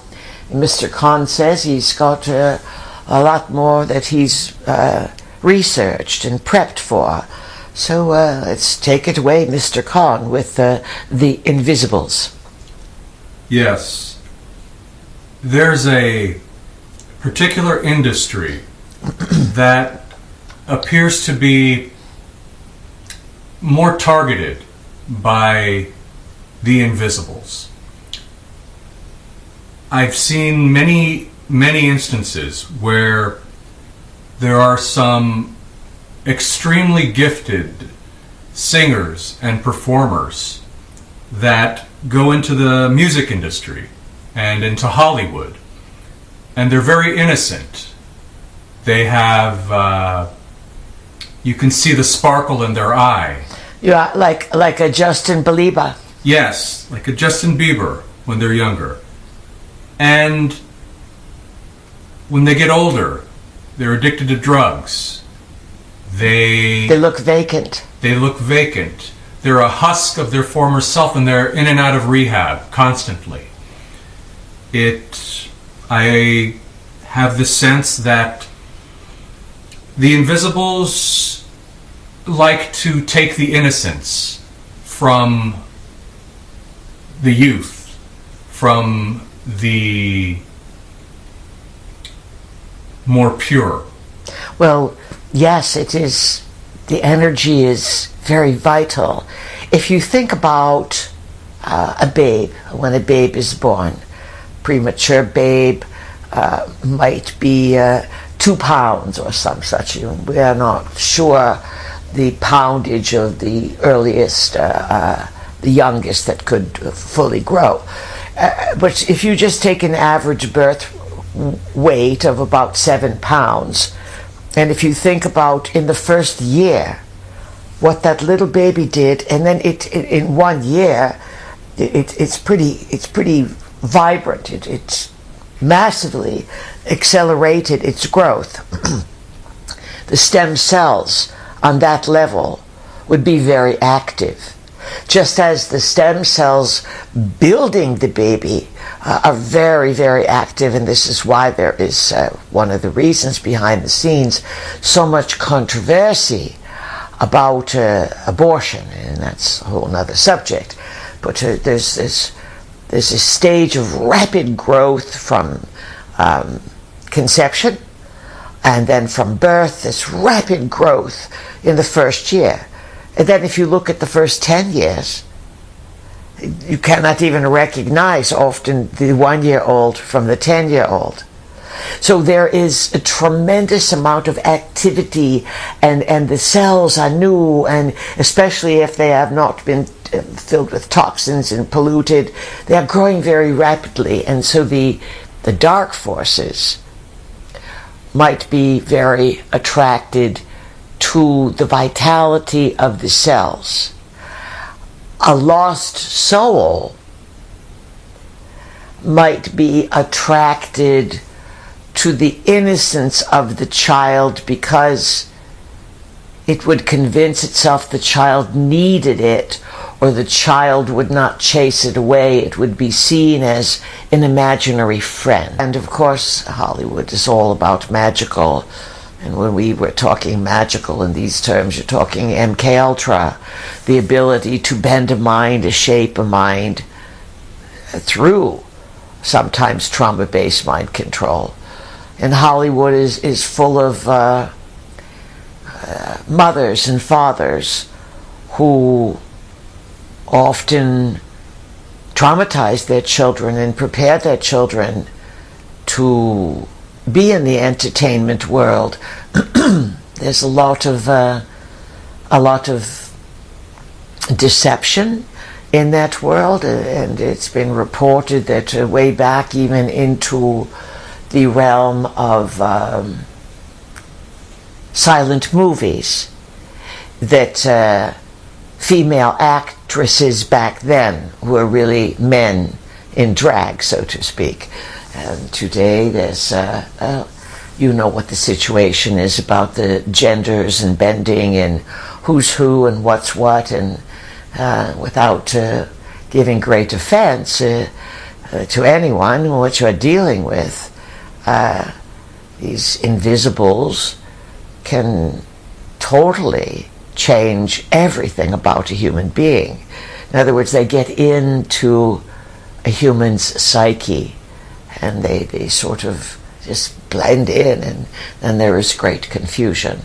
Healthy people leave it, or they move out of the area because they don't want to be part of all that's gone on. And to get even further into it, it's been reported over and over again that the entertainment industry is full of pedophiles, adults who rationalize their desire to have sex with children. This is, as we pointed out, to digress just one more instance, why they hate the team and that backs Donald Trump. That this group of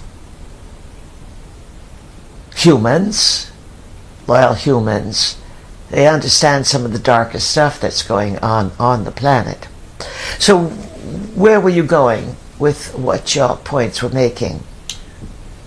I suppose I have wondered,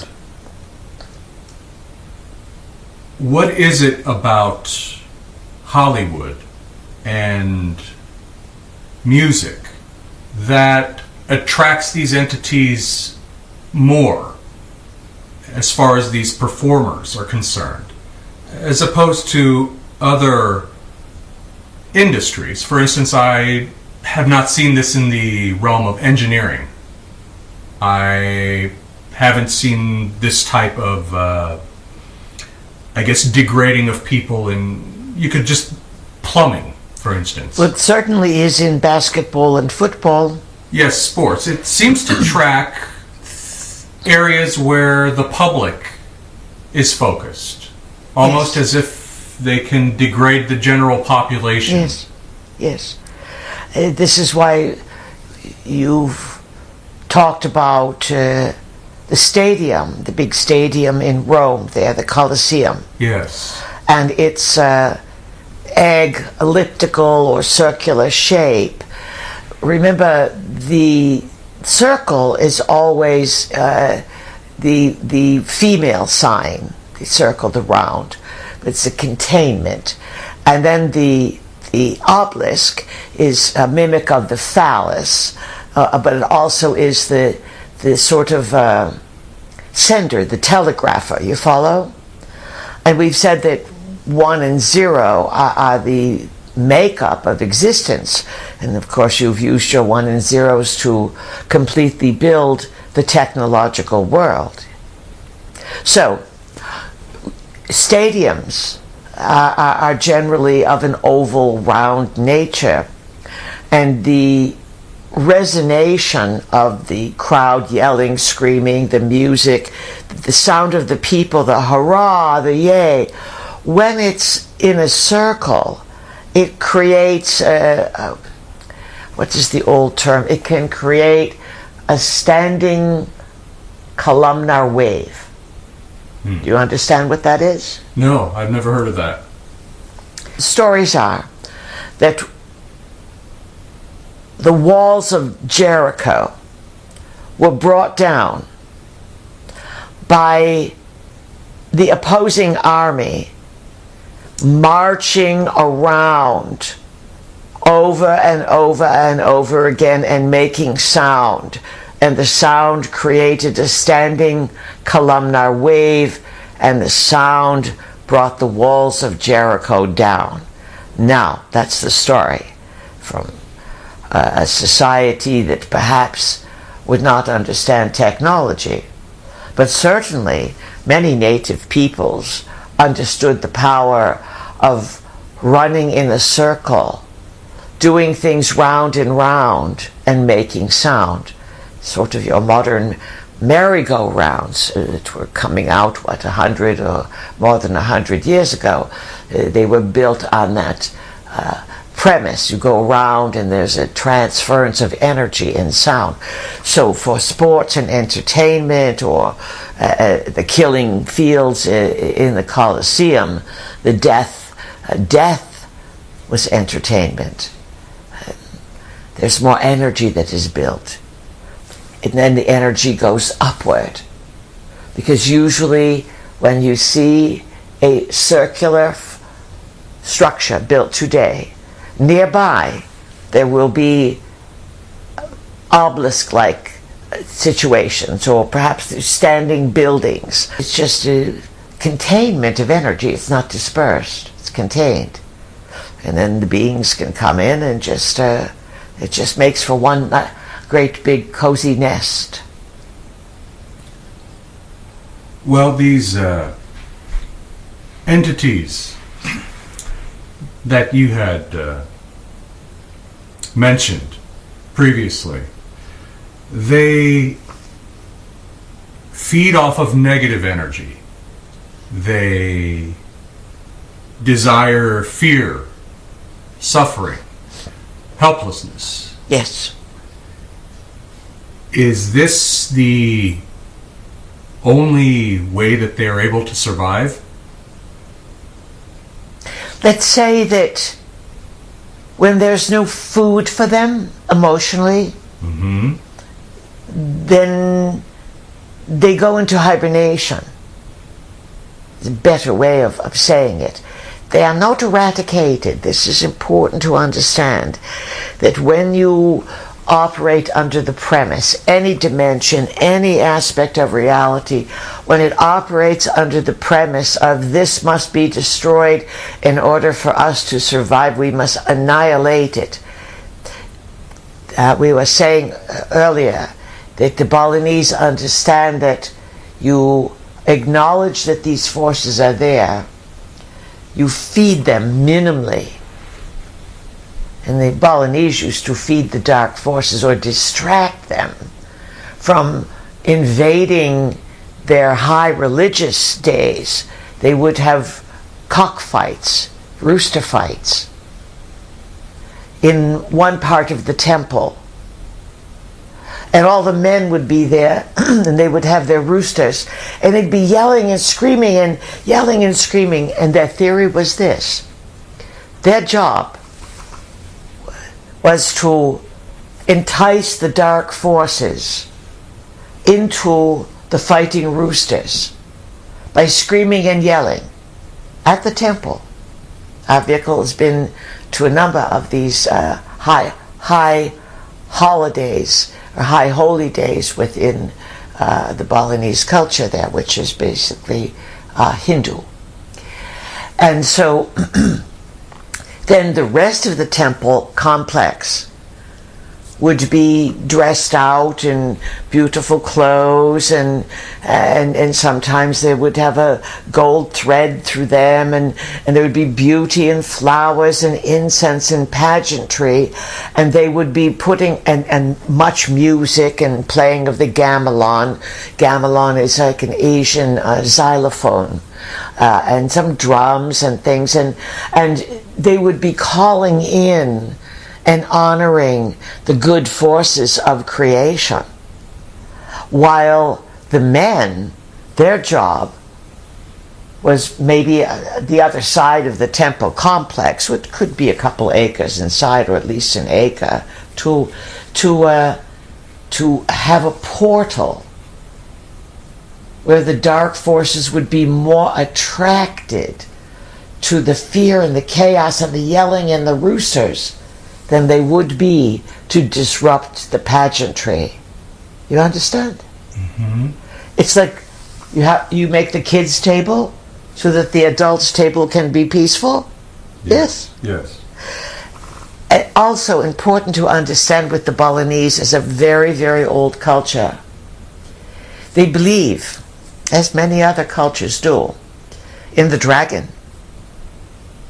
Dragon is one of their most sacred and powerful symbols. And some of the flying, hanging dragons our vehicle has around her home, they all have come from Bali. They believe that two dragon gods are intertwined, and sometimes they fight and sometimes they balance.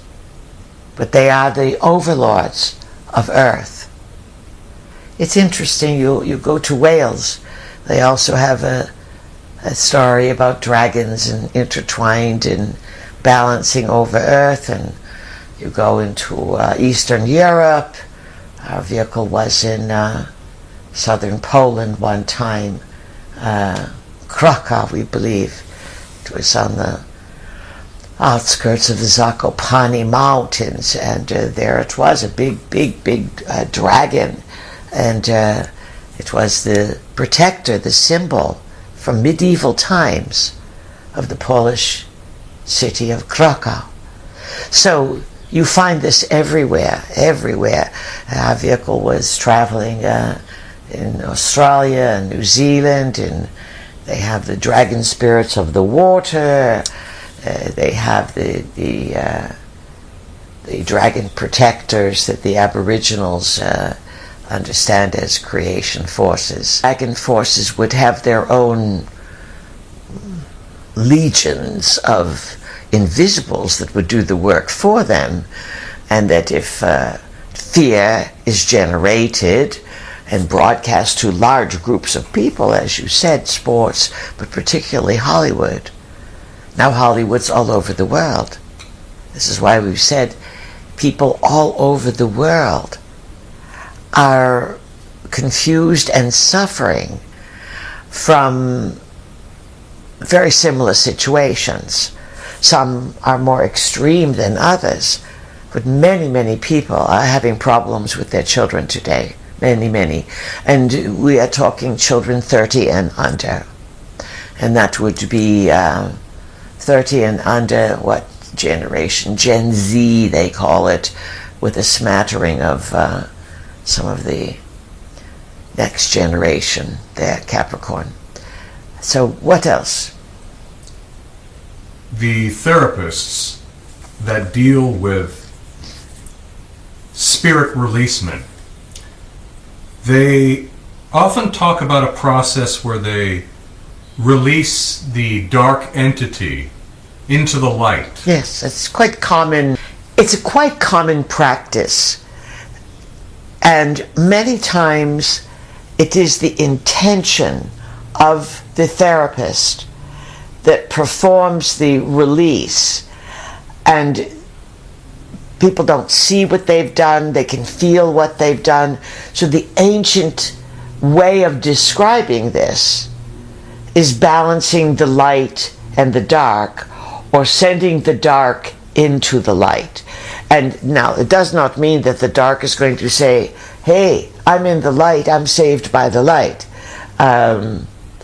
Let's say that the dark may be sequestered for a while, but sending a dark force to the light is simply a way of saying, I've removed it and I've placed it there.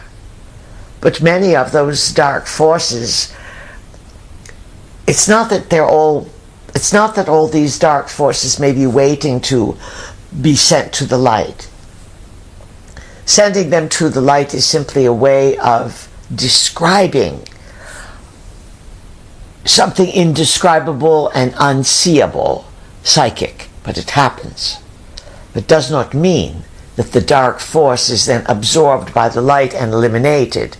That dark force can go, kaboom, highlight, I'm out of here. Just like how many people go to rehab over and over again, yes? Oh, yes. 7, 8, 15 times. And in some capacity, you know that when you are talking rehab and you are talking entertainment industry, it's there's a lot of diddying going on. In other words, there's a lot of stuff that is dark and sexual and mind control and blackmail, and people are lost. Many very, very talented people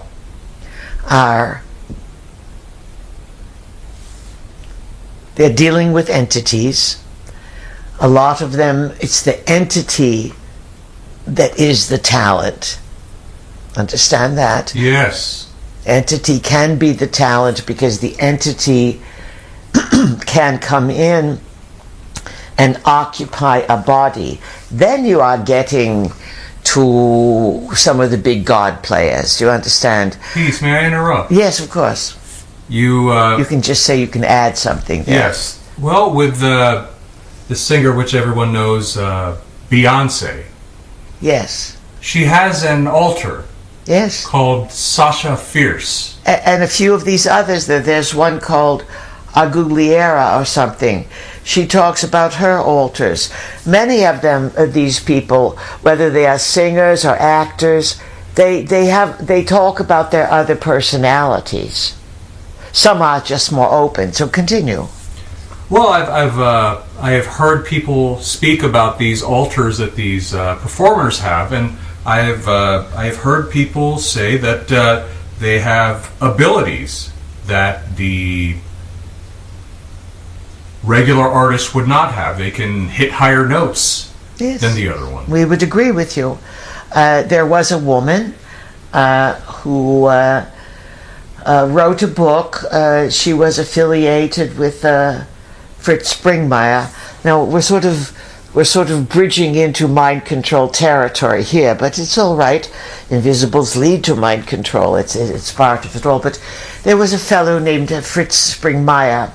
Our vehicle came across his work 3 decades ago or some such. Of course, it was a big eye-opener. And he was affiliated with a lady named Cisco Wheeler, who was a descendant of Ulysses S. Grant, one of your United States feisty presidents. And all other stories behind all that we'll get into with Mind Control series about presidents and their bloodline and how they trace it back and who they are related to, but nonetheless, she claimed to have 10,000 personalities. And other people who have been subjected to trauma-based mind control can have dozens, hundreds. They're made, and sometimes they're not worth anything. Sometimes if you are dealing with the unquiet dead or a ghost, a person who sticks around because they want to settle the score, or unquiet dead are often those who die suddenly. They don't know what happened, or those in war. And they're just looking for comfort there, but they're lost and they're traumatized, and the death was not in preparation, even though soldiers are supposed to be prepared. It's not like someone's in hospice or they're in the hospital and they can tell they're fading. It's kaboom. So these are make up the unquiet dead, and often sending them to the light works completely. But these darker forces, they can be very talented.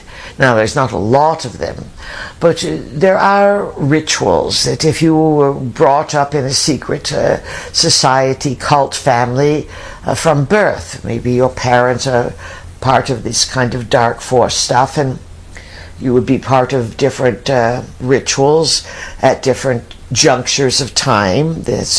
the significance of the passage of time there, which would often be new moons, full moons, solstices, equinoxes, cross quarters, always, and of course they throw in holidays now and again. So things are set up, and a person could be laid out, let's say, on a table. We are not going to make it super gruesome.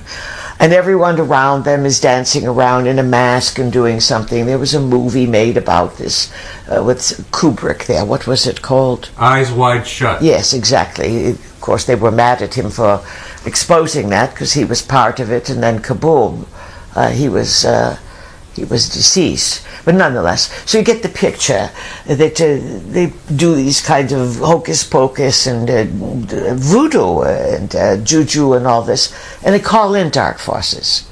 Malachi Martin wrote a book how in the 1960s, whoever was in charge there of the halls of secret Washington and the shores of Italy there, they coordinated a ritual sacrifice in the Basilica of St. Peter, and they called in the dark forces. So a lot of crazy people in power and with agendas that make no sense, they have been part of ceremonies. Ceremony is usually spontaneous. Ritual has a formula. So they've been part of rituals that invite the dark forces to come on down. And they give them an offering. The offering is usually a blood sacrifice of sorts. In Bali, they offer rice and food and flowers. And even the dark forces are given food and rice, but it's put on the ground, not up in the air in the altar. And they are given the roosters to fight. So roosters have a high status because they will fight, and they're beautiful, to keep the dark forces at bay. There are warnings in every culture. And the dark forces want to tempt you. Wasn't your character Jesus tempted by the dark forces? Yes. Yes. There's stories of all these beings.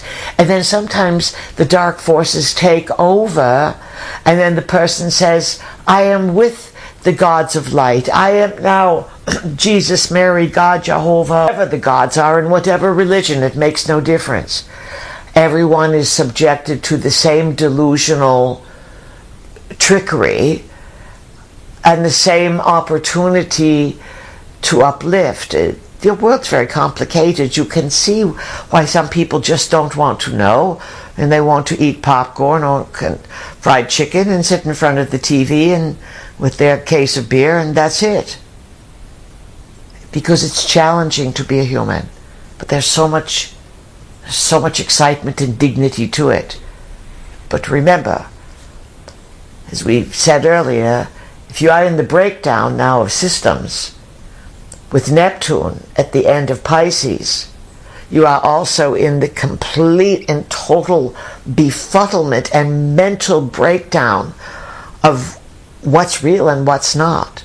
The system's breaking down, that's Pluto Capricorn. But your mind, you're at the end of the zodiac with Pisces. And so this is the ultimate of trickery, of lies and deceit.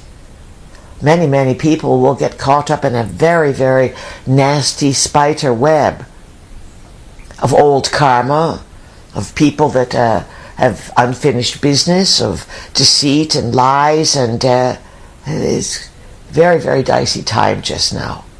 And again, there's, because of events that have transpired over the last many years, particularly 9/11 and the end of the nano, and all the trauma that's out there, it's, the airwaves are full. The internet is full of beings who want to live off of others. Remember, these globalists, who are, of course, puppets of the ETs, one of their themes for years has been order, the New World Order, yes, of course, but it's order out of chaos. They want chaos. We said in January, the word of the year is chaos. You've had some. There could be much more. And next year could be not only bankruptcy, but chaos part 2. And so when you see this chaos, on some level, in order for things to reorganize, there needs to be a scramble. And there is always a spontaneous scramble in nature. But you have forces who have the ability to use weather manipulation, to manipulate your mind, to create fear and trauma, to feed the invisible forces that then will attach to people, suck people's energy, and then get the people to do things that the people, if they had their common sense, would not do. And so this is a new level of reality that you are now experiencing. What do you have to say about it? I think it's also important to point out that these entities and these ETs, they follow bloodlines. They do follow bloodlines. You had mentioned Cisco Wheeler. Yes. She is the daughter of a man named Earl Wheeler. Earl Weaver, who yes. was the former head of the Joint Chiefs of Staff, I believe. Well, there you have it. So they follow the bloodline. They follow the bloodline, and particularly military, yes? Oh, yes. Yes. This is the head of, this is the absolute tippy top. top Yes. of the military. And when you have the tippy top, over long periods of time now, many, many decades, you were compelled or committed to turn your children over to these projects. Absolutely. And the parents were not, they were busy with their own projects. Often the parents were involved in secrets and power and their own military rituals and demonic rituals, and they weren't connected. Hi honey, I'm home from work, let's play patty cake. They weren't connected at all to their family, their children. They're dedicated to power. How else can we say it? But they do not have heart. And many of them are bloodliners. They may have reptilian blood, but they may also have what we've referred to as the family genie, the possession that is transferred and is massive, and it's simply part of the family history and story. Could these individuals... The Bush family is very much like this. Could these individuals also be the subject of replacements? Absolutely. We talked about artificial intelligences and and clones and synths and all these things. Shapeshifters or organic robots. There's many ways in which these things can transpire. Shapeshifters often has its roots in shamanic or indigenous people who again had ceremonies, danced in circles around fires, chanted, used different sometimes sound, but they experimented, and then they would have results they didn't expect. And they might have opened a portal, and suddenly what they called the Holy Spirit came down, or in the Hopis you have the Kachinas, and there's a meeting between dimensions. A lot of this is dimensional stuff, and some of it tremendously involves all manner of categories of invisible beings. Remember, there can be good invisibles.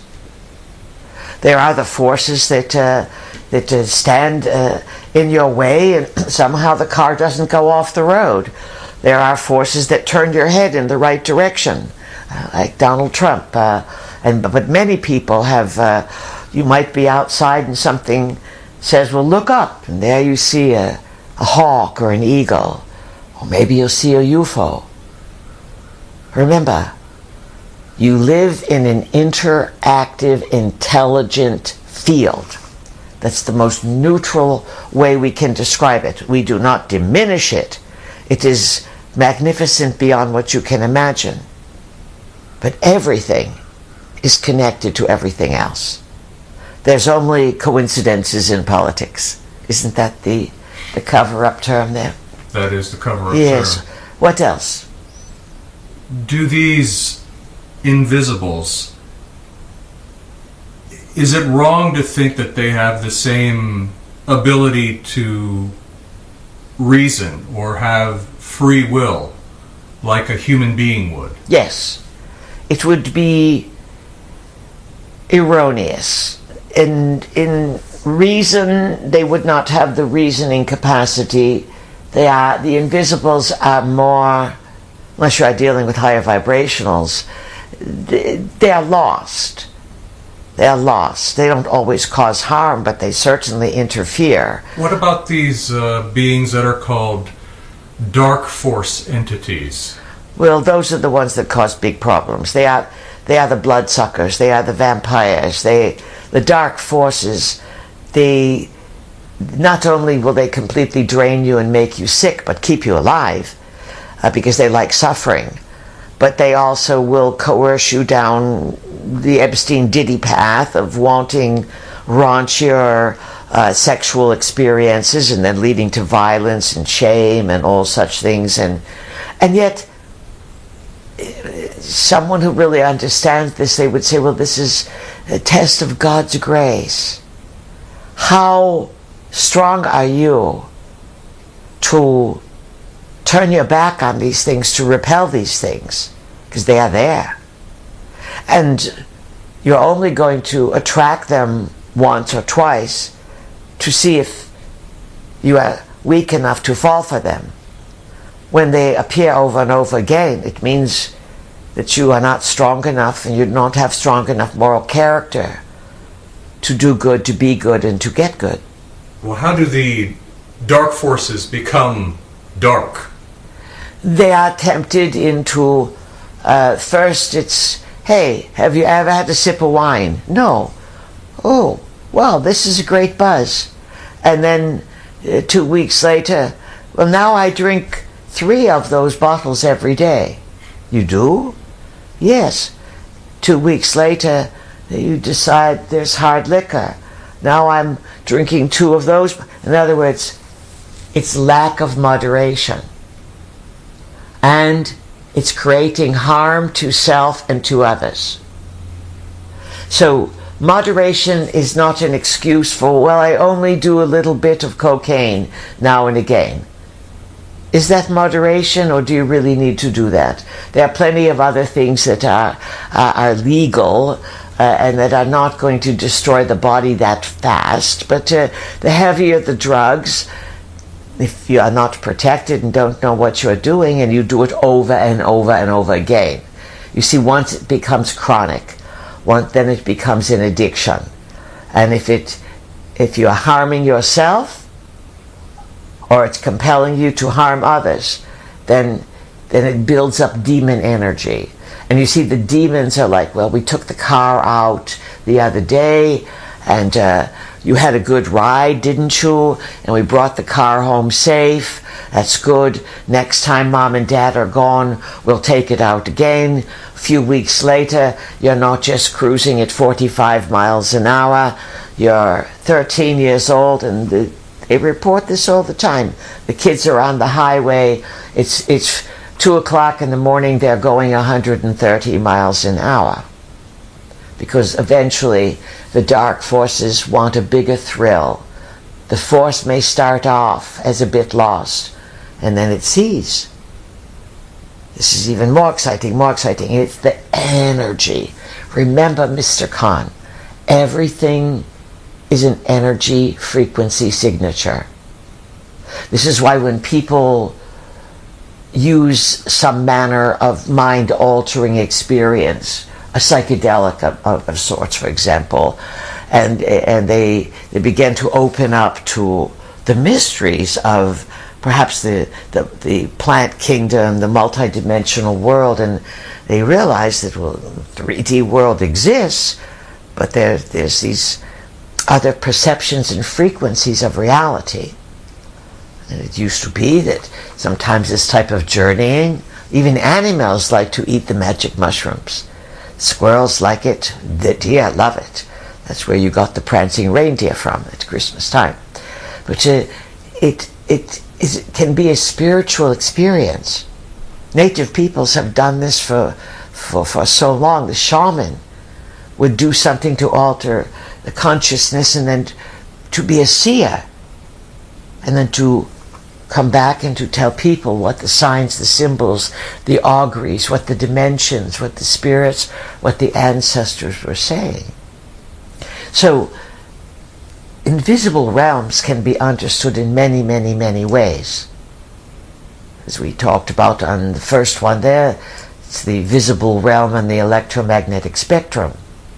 And there are still parts of the electromagnetic spectrum that have intelligence within them. They are not just waves of frequency, but you are not yet, as a species, you have not reached those points of understanding. You will eventually. You are called there, or you evolve there. What else do you have to add, Mr. Khan? Well, I wanted to add a note of caution. Yes, good idea.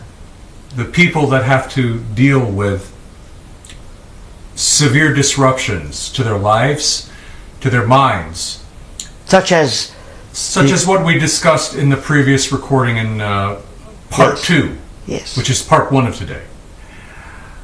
They oftentimes, it appears that the medications are the only thing that actually stabilize the individual. And I just wanted to sound that cautionary note when dealing with individuals that have these issues. And I also wanted to mention that dealing with this realm, I think, is a lot like playing with electricity. You probably don't want to do it unless you have a training or someone such as a guide absolutely helping you. In other words, it's not glamorous work. It's first responder work. You're going to encounter things and see things, and it's done with an open heart. And all the therapists and the people helping the people with the problem, They have their own issues. no, it's part of, well, of course, something led them to it, but the grace that they extend to help others is part of their soul duty. How often have you heard us say, it is our duty to help you? Yes, Pete. What I meant was that the practitioners also, they have to deal with these forces. Yes, that's why we are So saying, it is, yes. and this is how they are learning, and this is their duty to humankind to deal with these forces. This is their soul duty and karma to help get rid of these, because maybe they helped bring them in. You understand? Mm-hmm. Maybe what you help people with is what you were part of stirring the pot on a long time ago. This is how it works. That's why we said, we know you like to have a good time, and you humans can be pranksters and all of that, and we enjoy all that too. Just, we've always said, go out and do what you will. That's part of how the mind of existence says, go create. Our advice is create no harm. Create no harm. Because what you do will come back to you. And the more unconscious you are, and the more you are in those survival sex chakras, and you feel that you can dominate or to use your sexual organs for, what is the word we want? Well, some people would use it for a weapon, others would use it for cash and carry. In other words, you sell yourself, or you abuse others, and you use this kind of power over others. You'll get stuck playing those games out for a long, long time. Because survival and sexuality, the first two chakras, we always said it's the two strands of DNA, and it's where most people will spend many, many, many lifetimes until they begin to understand their own power. Not power over others, their own power. And the grace of nature to feed them that power through the seasons, through the creatures, through simply being. You live again and again. We say it again and again. It's difficult to integrate.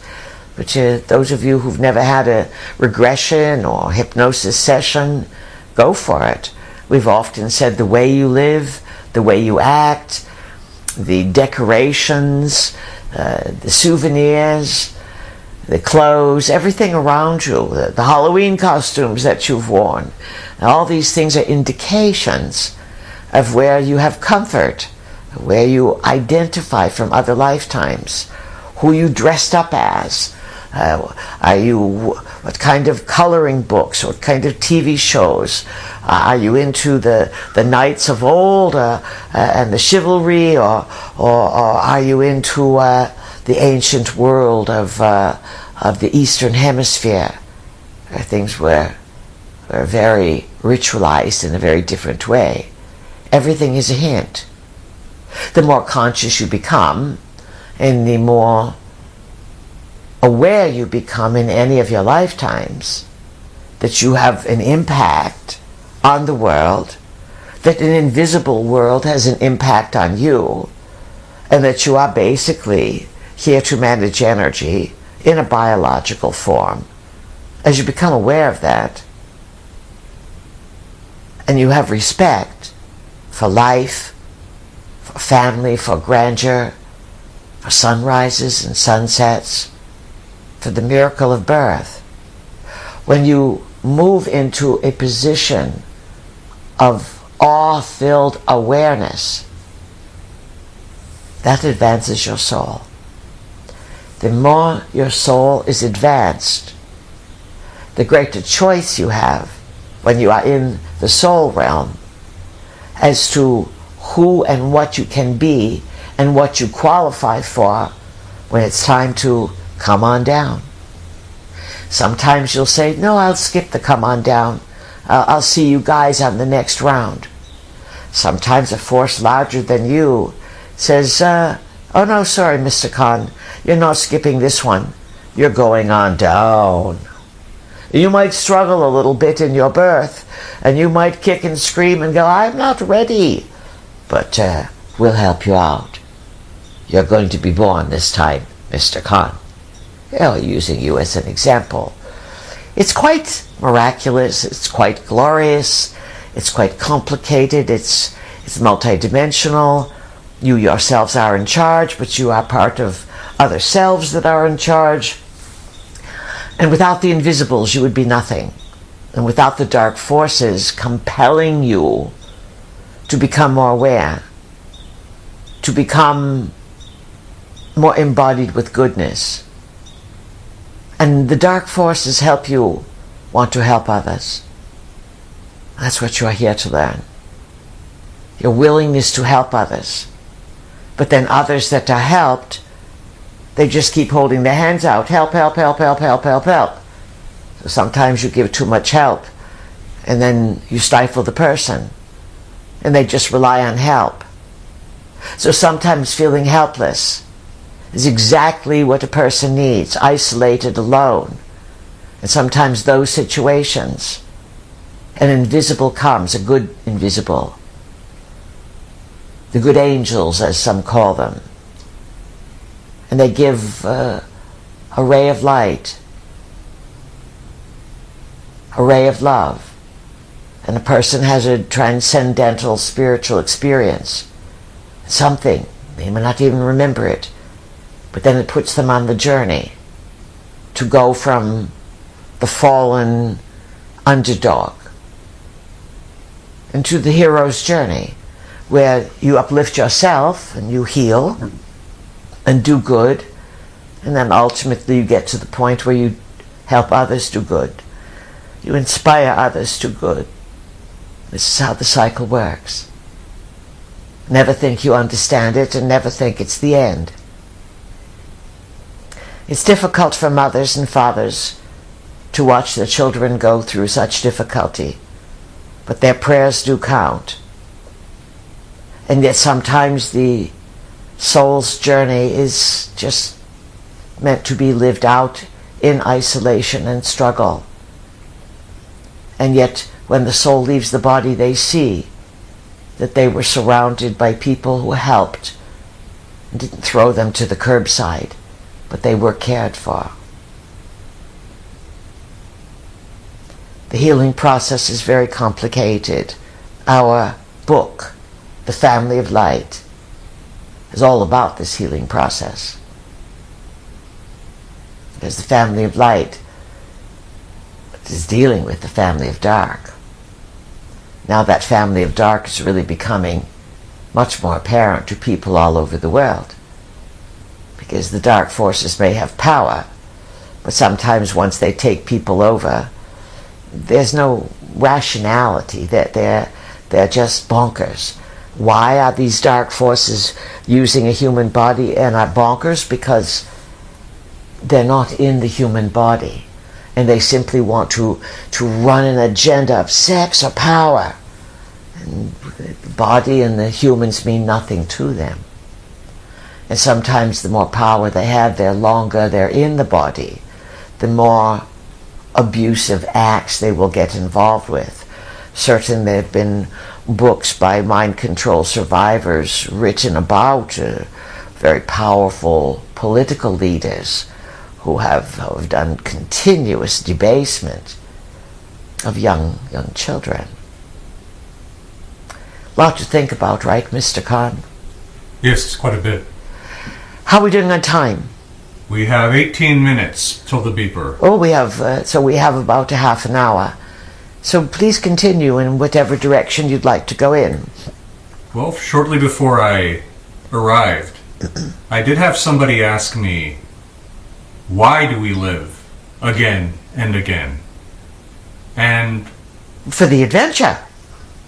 But you had just a few minutes earlier had mentioned that well, sometimes we don't want to come down and we're kind of forced down. Yes. Perhaps this is the oversoul that is doing yes, this? You could call it the oversoul. But see, here's the thing.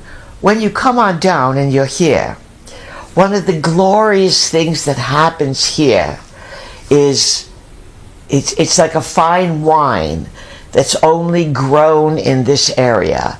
Or you have Georgia that has Vidalia onions, and they're special onions. Or you have in other areas that have their melons. Upstate New York had Saratoga melons. And so regional, remember how we said areas of the land and part of the earth have specialized. Or you have Champagne that only comes from the Champagne region, and then you get to Italy and they have all kinds of ownership about which cheese and wine and pasta, etc. And everyone agrees the Italians have the best food there, but nonetheless, not to denigrate anyone else, but they have good food. So, good. You come back again and again, because there is something very special on earth that you want to experience. And it's different everywhere, but it's unique to earth. And that is love. You build bonds of love, not just with a certain Parmigiano or a certain hot chili pepper or anything like that. Although food and taste can really, really, really be enticing, believe it or not. To hunt the venison or to take down a buffalo, these things imprint the genes, but nonetheless love brings you back. And people bring you back. Because if the beings that you love, that you trust, and that you have built culture with, thinking and belief systems, if they're coming on down, you might want to come on down with them. Because you are always attracted by soul with those who you know, those who you've met. Yes, you meet new beings, of course, all the time. You create soul liaisons. But to live once and nothing and never live again, it is the dullest, most ignorant, fearful picture of existence. There's evidence everywhere that everything is revitalized. Look at nature. Nature reminds you that things live again and again. Oh yes, there's the annuals, but there's plenty of nature that regenerates itself. And so you come back to have new adventures. You come back because your buddies are here, your teammates are here. You come back because you are needed out of duty. You come back because a higher authority that is you, that some call the Oversoul, says, this time, Mr. Khan, you can't sit this one out. You may be a little scared as to what you're going to have to put up with, because we'll give you a peek. Uh-oh, I don't know. You're going on down. And then sometimes some of you can't wait to get in. Your buddies are there. You know that some of them are going to come in all in 1 year. And you incarnate maybe into a small town, because everyone you are going to meet you've known before. And you meet your pals on the streets and in classrooms, and they become lifetime friends. You want to be a farmer, an agriculturist. And so you come down with those that are familiar with the land, with hunting, with gathering, with growing. This is how you build community. And you believe that government takes care of you. These are part of the agreements. And you believe that religions unite you, that bring community. And to some extent these structures do. But they are simply structures. It's you. In your souls, your frequencies, your duty, the glory of earth and who you are that brings you back again and again. Earth is magnificent. Anyone who denigrates earth, the cultures of earth, the countries of earth, yes, war is terrible, but earth is going to go on. And even all these climate activists and climate cons and all of this, it has been proved again and again how much nonsense people fall for. But when you are so easily influenced and you are told something again and again, and if no one counters that, even the most intelligent people will start to believe something that they are told again and again. That's called conditioning. There are those fire signs usually that you're not going to control me. Fire signs are often the sparks. The water signs are, I want to save everyone, I feel everyone's pain. And the water signs, emotions get lost in rescuing and saving and too much emotionality. But it is the water signs that have the empathy. But empathy, as people are saying today, can be very toxic. Empathy can be twisted and turned against you, and it becomes a guilt trip. Well, you can't do that because you're going to hurt the earth. Or if you're not fair to everyone, then they'll feel left out. And so much mind manipulation today, it's difficult to tell. Remember, the earth signs don't want to leave them out. They build things, but they're the hardest to change, and they can be very stubborn. And the air signs, well, they're full of ideas, chit-chat, chatter, talking, but a lot of times they're so much in the air they don't have their feet on the ground. So it's you need the water, you need the air, you need the earth, and you need the fire. These are symbols again. Just like light and dark and going to the light or being in the dark. They are linguistic tools, they are ideas that help you understand the energies you are dealing with. All right? Bring up something else, Mr. Khan. You have, in the past, mentioned a book called Initiation. Yes, Elizabeth Hayes. Yes. A Swiss woman. Yes, a Swiss woman. who appeared to, she remembered her past lives. She had a very vivid memory of her Yes. past life. There are a number of authors out there who have had very vivid memories of past lives. Continue. Well, I recall there was a part of the book where she spoke about people that dealt with the invisibles, because this was a new phenomenon at the time, I believe, in the period where when she lived, where the spiritualism, I believe, started to become more of a public thing. Yes, 1930s, 1940s, yes.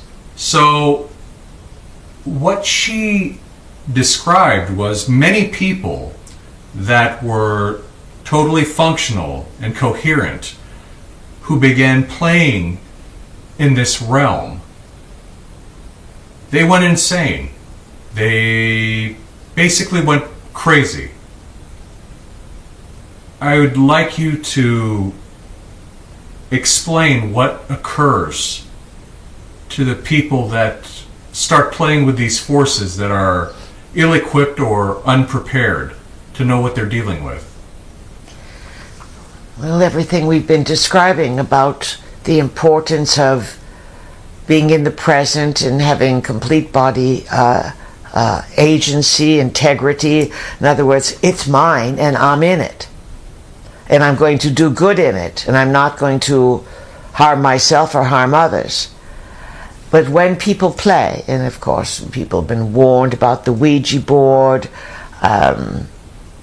you don't know what you are going to get.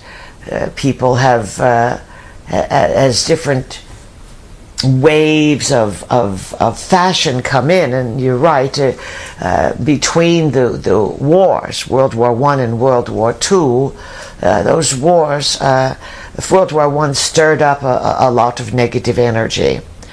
And so between the execution of ending of one and the beginning of World War II, a spiritual movement really grew out, because often when dark forces take over on the planet, a counter force will arise. You follow this? Yes. Just as we said, during the nano years, 1987 through 2012, there would be a big implosion, or there would be a lot of light and speeding up and high ideals. What happened right afterwards? It's been darkness for the last 12, 13 years. Shut it down. Fear, victimhood. The opposite. Everything's the opposite. This is how you know it's the entities, when the entities tell you that light is dark and dark is light. They reverse everything. And this is, on one level you can say, all right, we're bad, this is not good. Another level, it's initiation. In other words, if you want to move into a higher awareness of your own consciousness, in order to do so, perhaps a certain crossing a certain territory is required. You may live in a certain town and you say, hey, I heard there's a town over there. They say it's a 5 days walk. I want to go there, but there's only one way to get there. Well, perhaps you could use that analogy to say, when the darkness comes in, the wars, there's a counter force that says, we want to open the doorway into higher consciousness.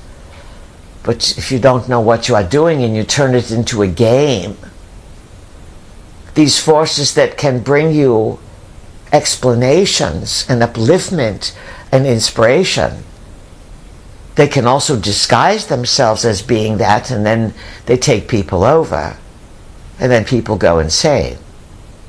And there was a time when people were not strong enough. In the 1920s, 30s, 40s, there were not enough explanations.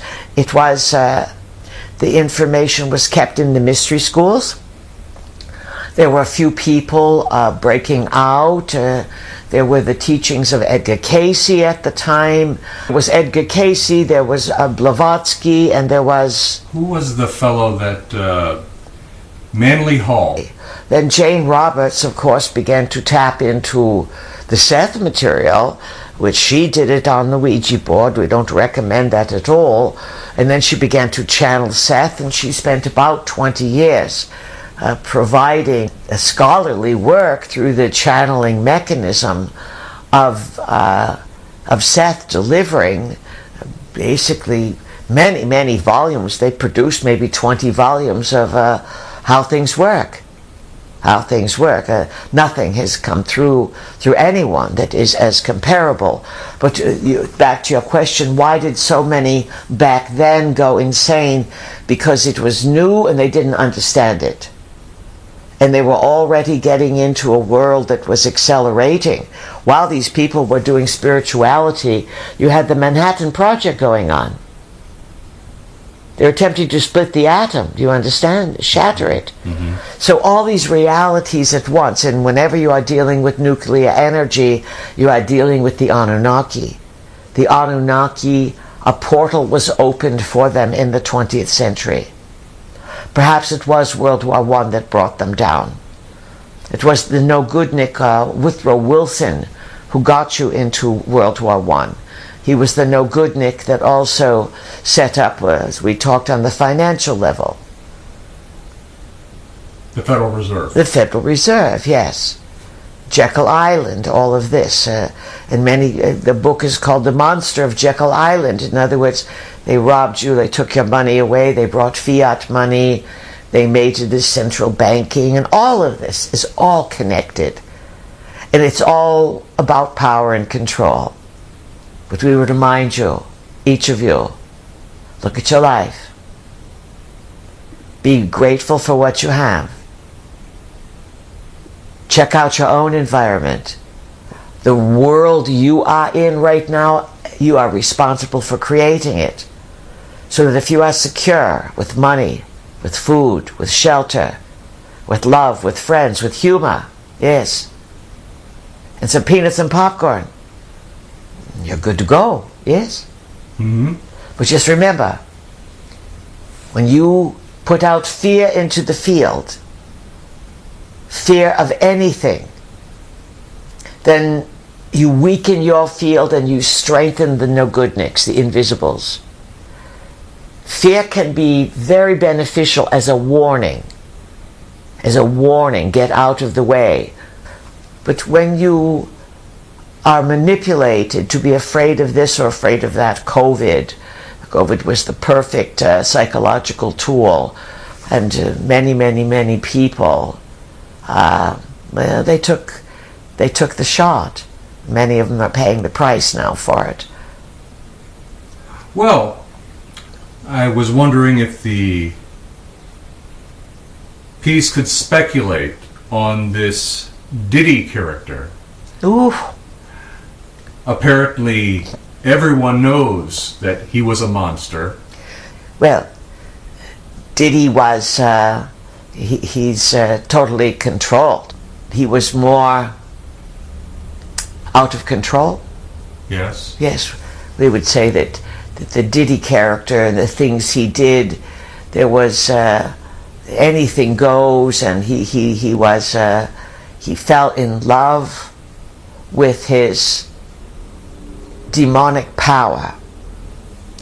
The difference between him and Epstein never lost sight of the mission. I see. You understand the difference? Uh-huh. Good. Do the piece think that Diddy will make it to a trial? No. This is to scare everyone. And he will likely be suicided in some capacity, or someone in the prison will get him and there'll be some story. But this is to clean house, and a public trial, a public revelation. Most of the public, the entertainment watching public, cannot psychologically handle the number of powerful people involved in any of this. This is why they said Epstein's been gone 5 years. Where's the client list? Yes. On the entertainment level, it would destroy every parent who took their kids to watch these trash balls, to watch the people who were already under degradation? Is it needed? Do the people of the world need a huge shock to their ignorance about what they spend their money on and what they think entertainment is, and how really dark these entertainment icons are, no matter how glamorous the men and the women look? When you make it to the tippy top and you are doing concerts and you are out there, it doesn't make any difference what genre of music you are singing. In today's entertainment world, if you are right there at the top, you are likely involved in the cult of control, the cult of shame and sexual control and debasement, and calling in dark forces so that you make more money, and so that you are super charismatic, and so that you can affect more and more and more and more people. And then the people are hypnotized by dancing, color, flags and symbols, singing and music. And then you have heroes from sports and politics and media and entertainment, and they're all there, and they bring their kids there, and you see pictures of the princes and kings, and they're bringing their children to all these concerts, and it must be okay because the power are doing it. They take pictures of the powerful going to these places so that you will want to mimic. Because deep down inside, this is how you're manipulated. You mimic. This is the success of TV, is that you would start to mimic what you saw. You would start to dress and act and repeat. And in the early years, as we said, it was I Love Lucy and I Love Lassie. Yes, we know that's not how it is, but it was good. It slipped by our vehicle. And then there was I Love Mr. Ed and all these shows, and people started dressing and acting, and then by the 1980s everything got quite a bit more raunchier, and now today it is downright perverse, and all you have to do is go out on the street and you can see that everyone's mimicking people that they see, people that kick soccer balls and throw basketballs, and people that tap dance and sing and dance. People say, "Yay, I'll do this too." You've lost your sovereignty. This is why today, without people knowing, the United Nations now has the Pact for the Future, and all these countries around the world, we spoke about it on the breakdown. They are acquiescing their sovereignty to the United Nations, who are being run by the CCP, the Chinese. And the plan is to have global government with the Chinese providing the AI technology for global government. No freedom, no sovereignty. Global government through agencies, and global government run by AI. And of course, the extraterrestrials have taught you how to have RT intel. Oh, folks, you got a big, big road ahead of you. It's not just waking up to weather control or good invisibles and negative invisibles. There's a big, rough road ahead for the entire planet. And yet, if you couldn't succeed, we wouldn't be here. We know that there are many victories at hand. There are many, many, many mysteries that you've not yet tapped into. And there's much positive help that wants to uplift humanity. And so you must be weary of your worries. This is how they start to weaken your field to get you to worry.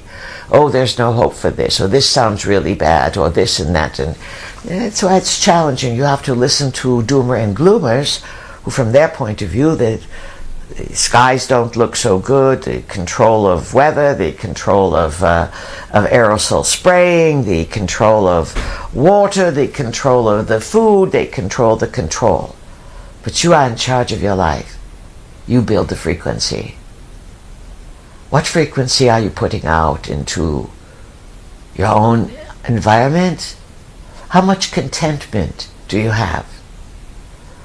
What kind of joy, happiness, excitement do you have about the simple things in life?